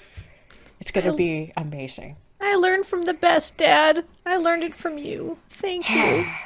Of course. I love you too. You're just a chip off the old block. Oh. Clarissa is just like taking photos of everything and then like adding all these heart filters to the pentagram post. Did we make hell better or worse? We certainly didn't make it worse. On that note, Flora re-enters and you hear a chopper come up from overhead, and a spotlight shines down upon Dan's form, headless form, and says, "This is the Albemarle Constabulary. Pedanterex, you are hereby under arrest for breach of employment contract." Alright, wait, can you hear me? Is Dan still there? And you see what looks like the pale see-through shade of Dan emerge from his body and kind of stand in the air sulkily, gazing at his beheaded former self. And the constabulary again says, "You now please stand by for transport to the local contract department, where we will renegotiate your terms of service." Foiled by love inexplicably in hell. How terrible. What can we say? Hell is interesting. All right, let's beam you up. And the light actually does like start to like a vacuum cleaner just starts to suck up Dan into the helicopter. No. All right. Thanks, friends. We'll see you at the wedding. Bye. And the helicopter takes off. Yeah, here the constabulary just kind of just comes to apprehend people. They don't really do much else, and they only really have the giant suction tube. They don't really have much, everything else is just up to us, which is pretty great. With that, why don't we let's head back inside. Hopefully, Martha hasn't managed to take the fridge out yet, and we can maybe get some meatballs or something. Hey, you souls! And the souls that were originally comprising the Bonk Orchestra perk up at Greg's new authoritative tone. Why don't you go around and start cleaning stuff up around here, all right? I don't pay you to sit around and play it for nothing. Yes, sir. Bongo, bongo, bongo, bongo, bongo. Bongo, bongo, bongo, bongo. And with that, all of you re-enter the casino and go and take a nice long rest before the wedding, which will happen the next day. So as you re-enter the space, you can see Xylex, the contractors that you've hired have already started to redecorate. What does it look like inside? I think we would go with the kind of a classic. I'm assuming this is the stand-in for like the Sands, right? Like an older classic casino. This is the Westgate. This is the Westgate. This is the Westgate. Lots of fire. Some new construction going on. Everything smells We're gonna take the Elvis statue out. Yeah, it is. It's actually known that Elvis is a high-ranking archdevil, and it is required to have a statue of him in every casino here in Hell. We're going for like a cleaned-up mid-century look. Nice. Yeah. We felt that the original tiki style was a bit it's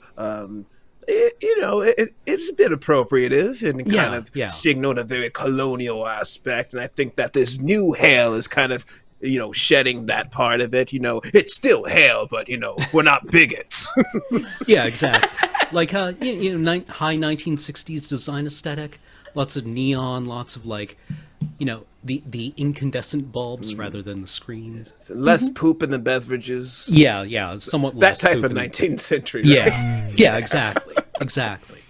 Yeah. Under your careful supervision, it seems that the casino is being basically transformed into a new space. Instead of the tiki bar, you now have a very classy looking martini bar, which is where we will meet when we come back from commercial. So let's go ahead and take a quick break, and we will be right back in time for an infernal wedding.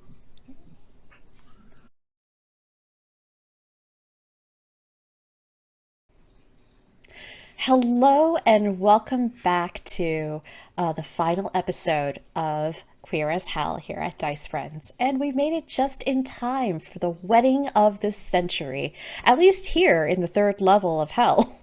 And as the morning shines bright over the sentient flames of Abermach, we see a little chapel. Well, maybe not so little. It's a pretty large chapel, but instead of the various stained glass windows that depict saints or maybe some other religious figures, we simply see glamour shots of Fierna, one of the rulers of this level herself, as she flaunts in different poses for every single window. The chapel, the church is just filled with guests. After all, this is the joining of two of the most influential families here in Abermach. And as we, as the camera pans past a bunch of, milling guests as they file in, some go on this bride side, the other goes on the other bride side. We go back into the rectory, where a very nervous Greg is pacing back and forth, dressed, thanks to Palm's attentiveness, in a perfectly tailored suit. And next to him are the rest of the Phenomenal Five, basically. And Palm, in your hands, you also have Brian the Possum Esquire, in his ruby with a little blue bow tie precariously balanced on top. But yes, Greg paces back and forth. He's just like, all right, I just need to walk her down the aisle. I just need to meet her and then walk Annie down the aisle. I don't need to kill anyone. I don't need to smite anything. I don't need to use this. He's holding the giant claymore sword in his hand. Okay, it's fine. It's fine. He swings around, nearly decapitates one of you, and says, "Oh, sorry about that. All right. This is gonna be fine. This is fine. Do you want us to hold that while you're busy? All right, yeah, go ahead and take it. Okay. Rada, make a strength saving throw. Oh, that's an 11. You immediately drops. You immediately sorry, drop it. sorry. I wasn't expecting it to be that heavy. Okay, I got it. That's fine. I got it. It's okay. Sword is a cantankerous. Well, sword. Thank you. I hope I'm not going to mess this up. I've messed up so many things for Annie already, and I mean, thanks to all of you, I guess I've got a shot at making this better. All you gotta do is just gotta walk her down the aisle. All you you got have this. to do is walk. Okay. All you have to do is walk. Okay. Oh. And then the door opens, and the the union manager of the bongo orchestra comes in, carrying a Roomba and a giant cutout of Greg, and says,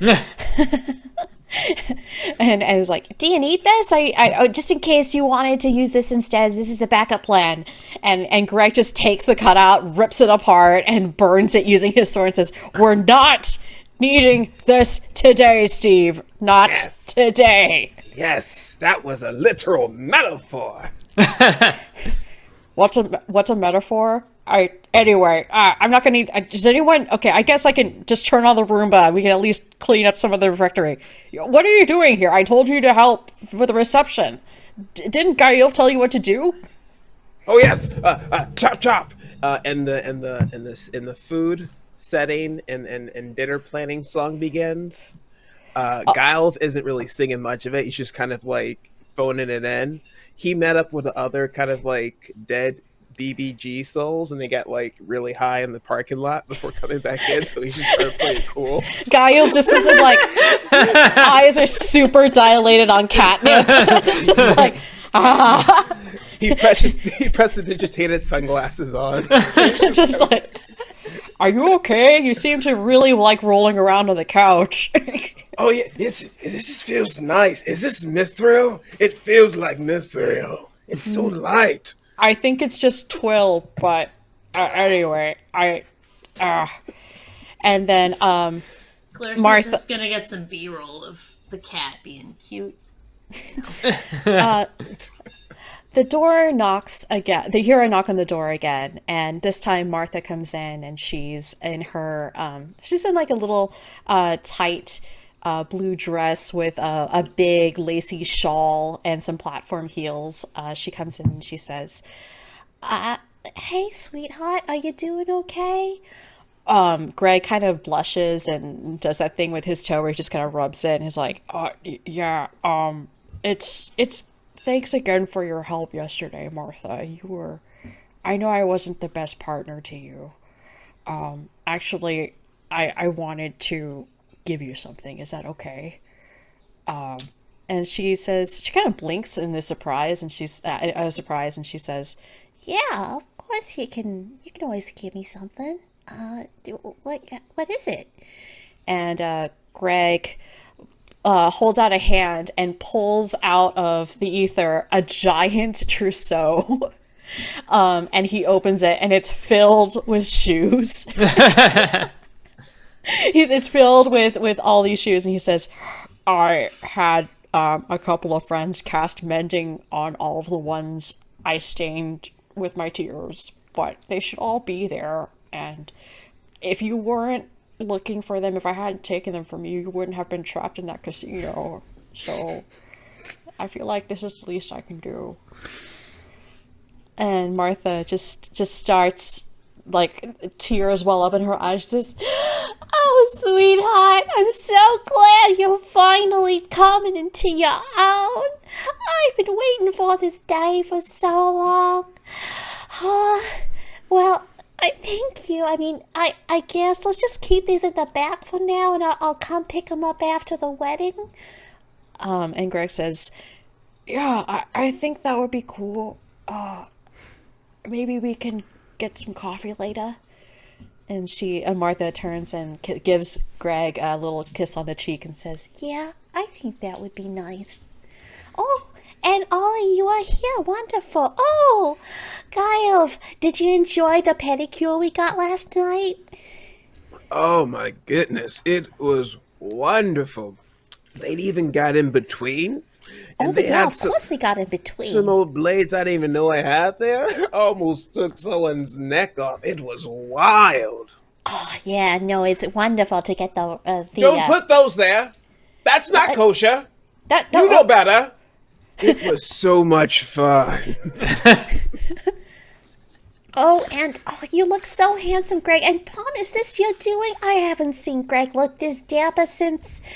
Well, I've never seen Greg look this dapper. We figured that gray would be a fitting color, given that it's not too exciting, but it's a step in the right direction. And he does look very good. Oh, yeah, he looks great. And Rada, Xylix, Clarissa, the three of you did such a great job getting him in shape and getting the Prince's Palace back up and running.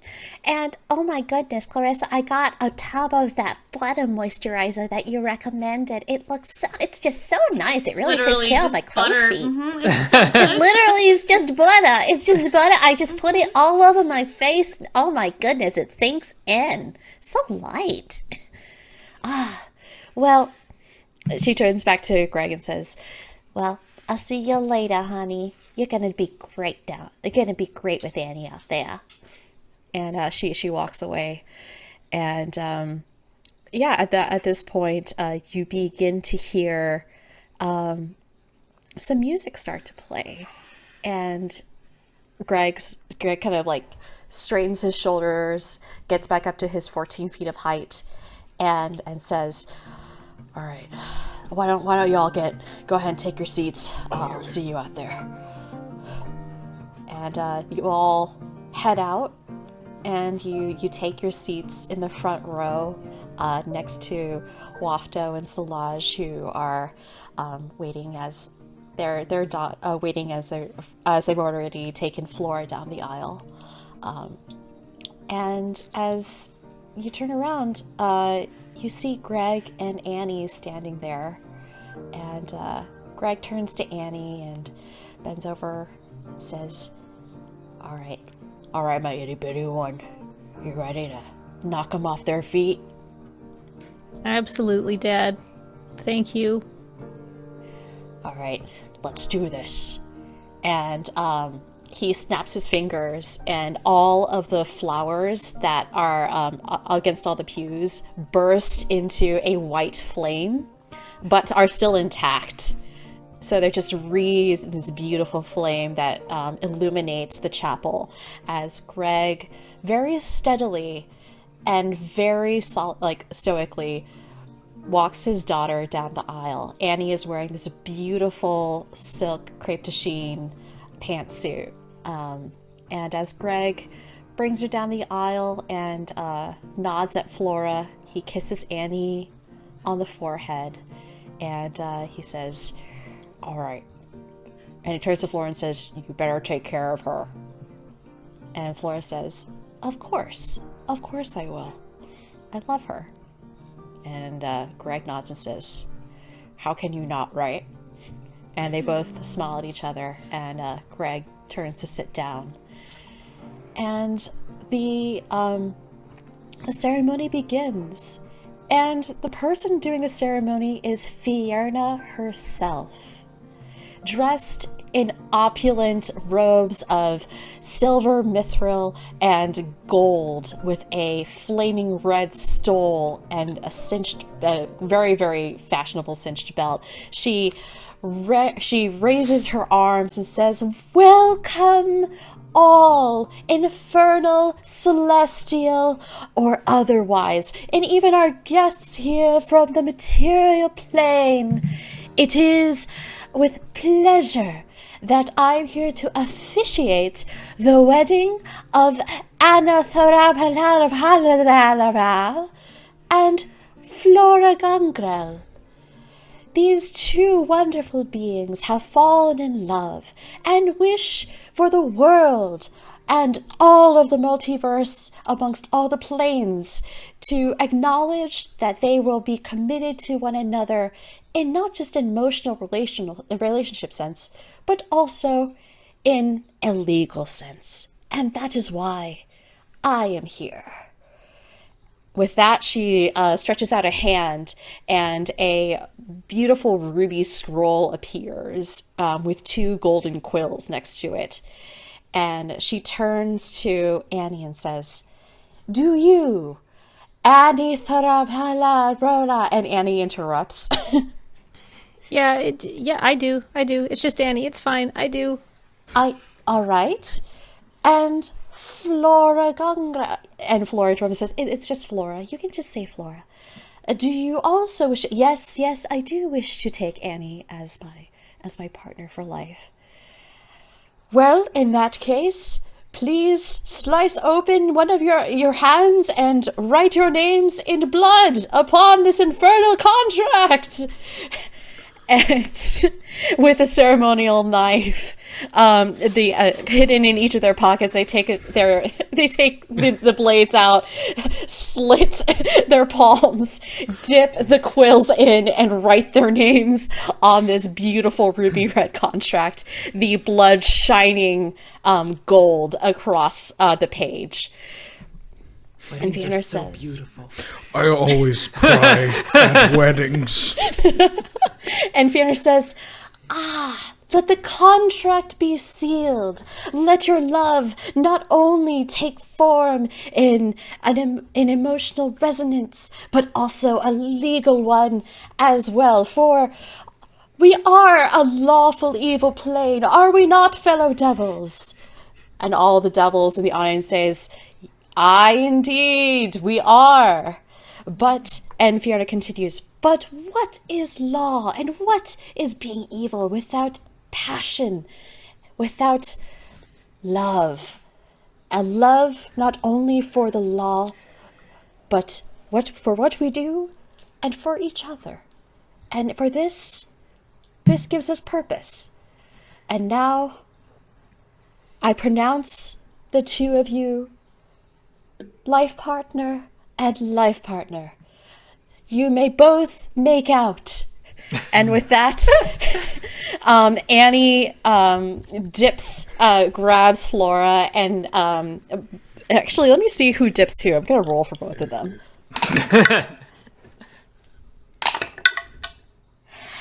Annie moves forward to grab Flora to dip her, but Flora actually is faster and grabs Annie, dips her, and the 2 start passionately making out as everyone starts whooping and cheering. Good technique. Good reversal. Powerful. He's gonna get so many TikTok hits. Pass a flask. Next, Greg is just weeping openly. Solage and Wafto are also holding each other and weeping, and Solage is like, "Oh, Wafto, I knew our little one would get married, but I never thought it would be so beautiful, even so that this venue was a little plebeian. Oh, I never thought there would be so much beauty in such a mundane place." Oh, just focus on the things that you love. Your daughter, my smell, all those things. Just focus on the things that you love. This new cologne is so amazing. Oh, and our daughter looks so good.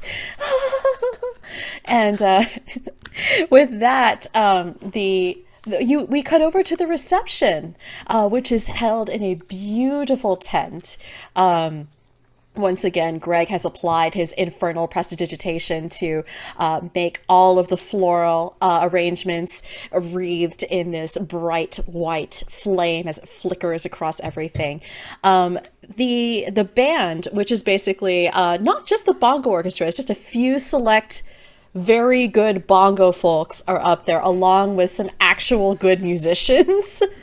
Because Annie and Flora both were like, we've had so much bongo in our lives. We need something a little bit different. So you see an actual rock band up there, and that's basically a string orchestra, but all of the instruments are electric, which is absolutely in keeping for them. And you are all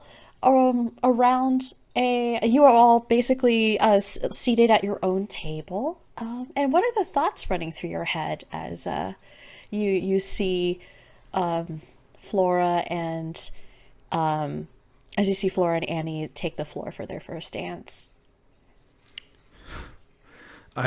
With a flaming disco ball.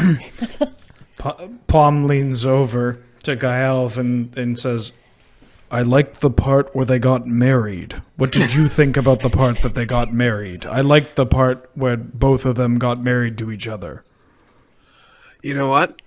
I knew it was gonna happen because it's TV, but it's still sweet, and it got me, and I guess that's what it's about, the journey, and the journey they're gonna start together.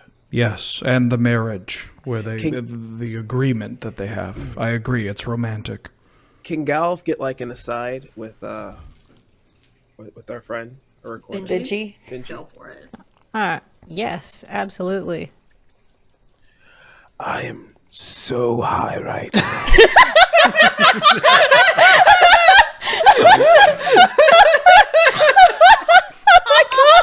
Everyone looks just absolutely normal right now. It's just an actual chapel filled with level 1 human fighters. It's so weird. That's amazing. Is someone playing me? What are stats? Gaelv, you're so high. You actually see into the meta, and you see a dashing, handsome human named Nathaniel Kiss in the Veils Beyond.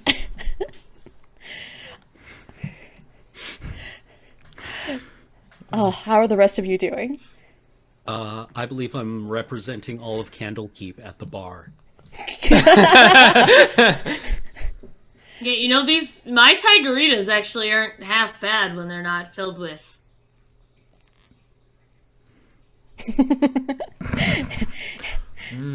So, if I get to a certain number, I would be able to actually touch you. Okay, let's pretend if I were to jump over that chair, that would be like a 10 or a 15.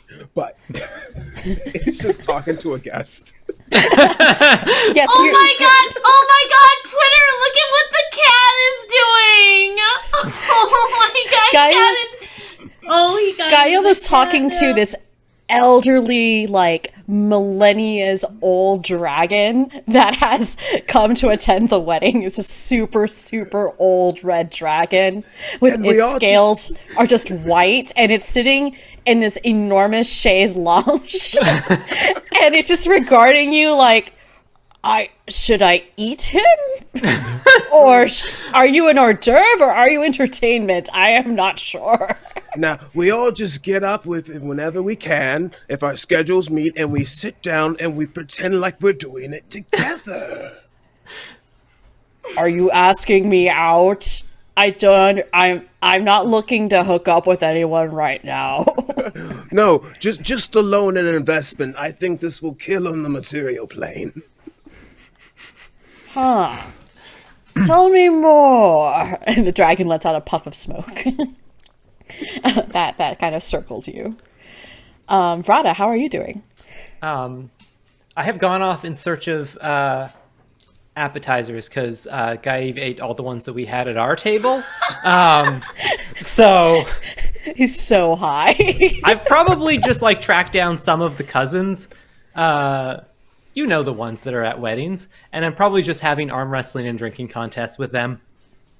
An entire full quarter of the so this romantic music is playing as Annie and Flora are dancing underneath the flaming disco ball, and then you hear a ugh, and we see in the corner tables and chairs have been swept aside to form an impromptu fight club. As Vrada just continues to jujitsu flip devil after devil, and they're taking it in stride. There's like a queue of 6 of them that you've already flipped, and they're just like, yeah, I've got 20 gold pieces on the next one.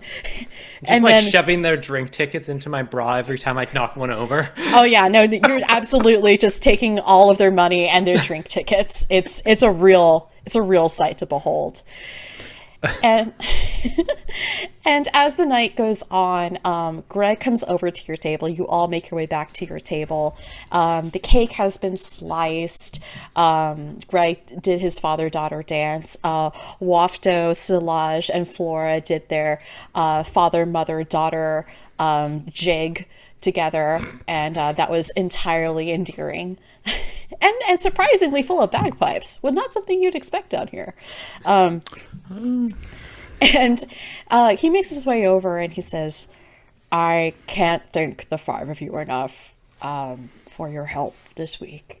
And if there's any, consider yourselves in basically all of you now have one infernal boon from me. And he hands all of you what looks like basically a little business card that says Gregor Anthiel on it, proprietor of the Princess Palace, and it's done in a beautiful typeface that matches the new sign that you just commissioned, Xylix. And he says, if you ever need anything from me, simply rip this in half and I will come to your aid. And I will do what I can for you. This is I feel the best thing I can do, and I'm pretty good at smashing face. So if that's a thing, or if you need a power hug, you want a consensual power hug, just let me know and I'll be there. But you've really helped make my daughter's big day beautiful, and I can't thank you enough. Greg, you made your daughter's day beautiful. This was you. You did this. Like this strength, this composure, this authority was inside you all along. We just helped bring it out. And helped you murder that guy. Mm-hmm. Yeah. We largely held him down while you killed him. Mm-hmm. Yeah, you came up with consensual power hugs all by yourself. I'm just gonna monetize it, so. And it's not just us, Greg. It's the people that have been around you for quite some time. They also see you different. Isn't that right, small orb? And palms shaking violently. Brian. The bow tie falls off. For the last time, stop shaking me! Agree with me. Yeah, as you momentarily drop the ruby, and Brian tries to scurry away like a hamster inside a ball. I will escape with my dignity! Squeak, squeak, squeak, squeak, squeak, squeak. And Palm you just reach over and pick it back up and hold it underneath your arm. Oh, you're not going anywhere, little one.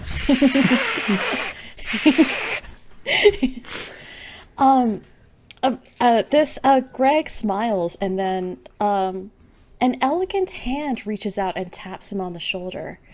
And as Greg turns around to see who it is, you all behold a rather slim elven figure dressed in a long robe with a hood that exposes her pointed ears. And she wears a scowl upon her face, and as she appraises Greg, she says, "Hey, babe. It's been a while." Oh. And Clarissa, are you getting this? Greg says, "Moonsilver, you showed up to the wedding?" Yeah, babe. I mean, she's my daughter too, you know. But seems like, and she basically does a thing where she takes her hand out and starts walking her fingers up his lapel and towards his face, and she says, "Looks like I'm not the only thing that's come back. I'm not the only thing that's our daughter is perhaps not the only one who's going to get lucky today." And Greg says, "Oh, wait, hold up, Moonsilver." And then you hear across the tent, "Oh my God, she came back! I can't believe, hold me back!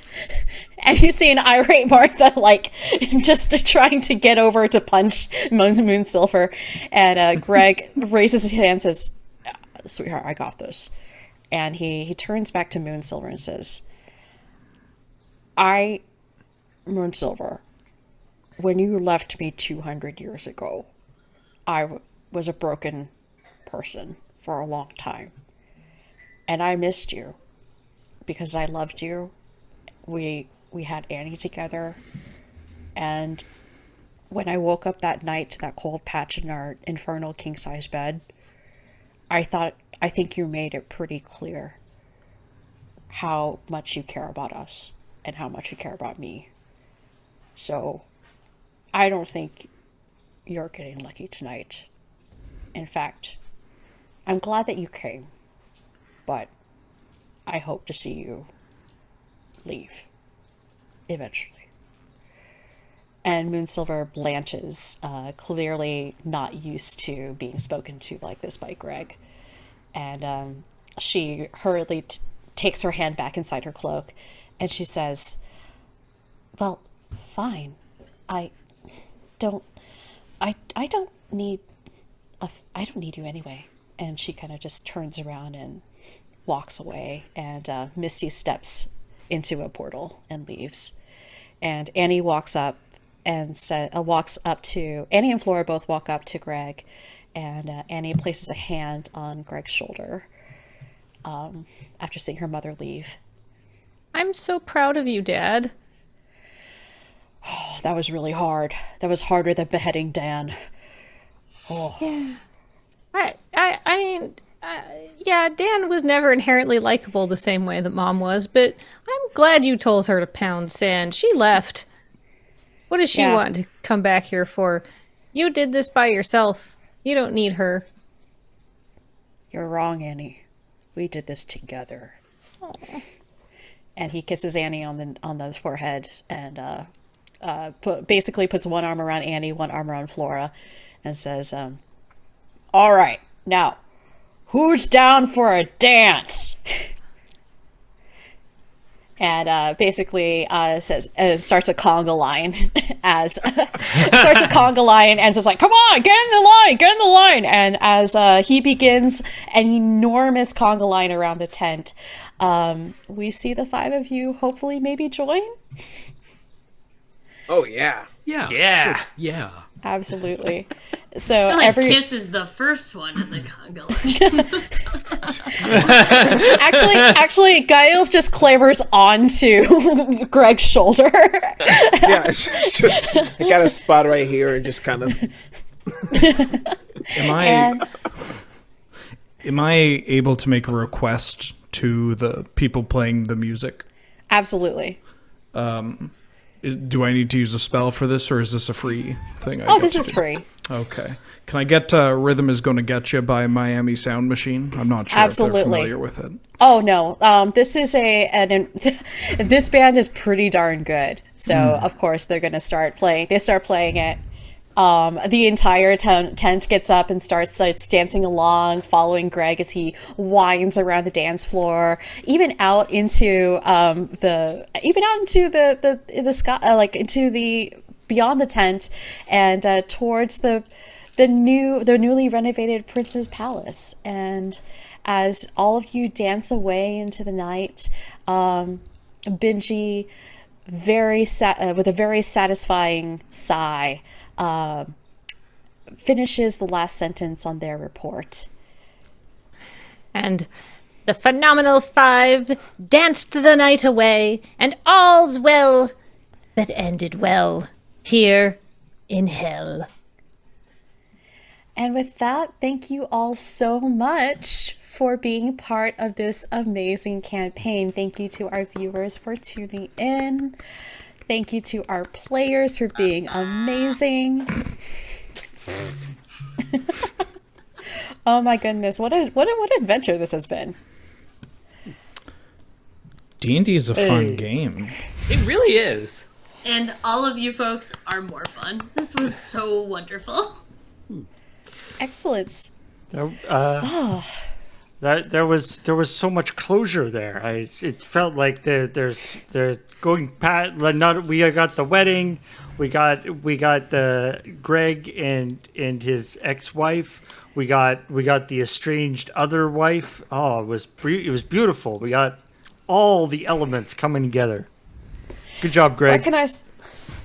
What can Good I job, say?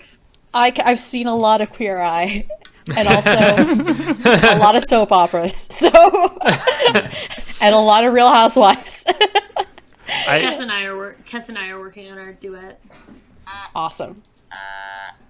I was slightly concerned that it would be that the wedding ceremony would be like, oh, I love you. This is so wonderful that we be together. And now, let's kill all the mortals, as is tradition. You go, what? All right, you ready, Clarissa? I'm ready when you are. 1, 2, 2, 3, 2, 2.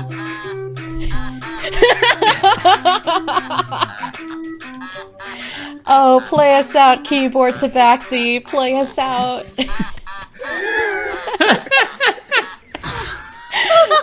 Oh my gosh. That was amazing. I still can't figure it out.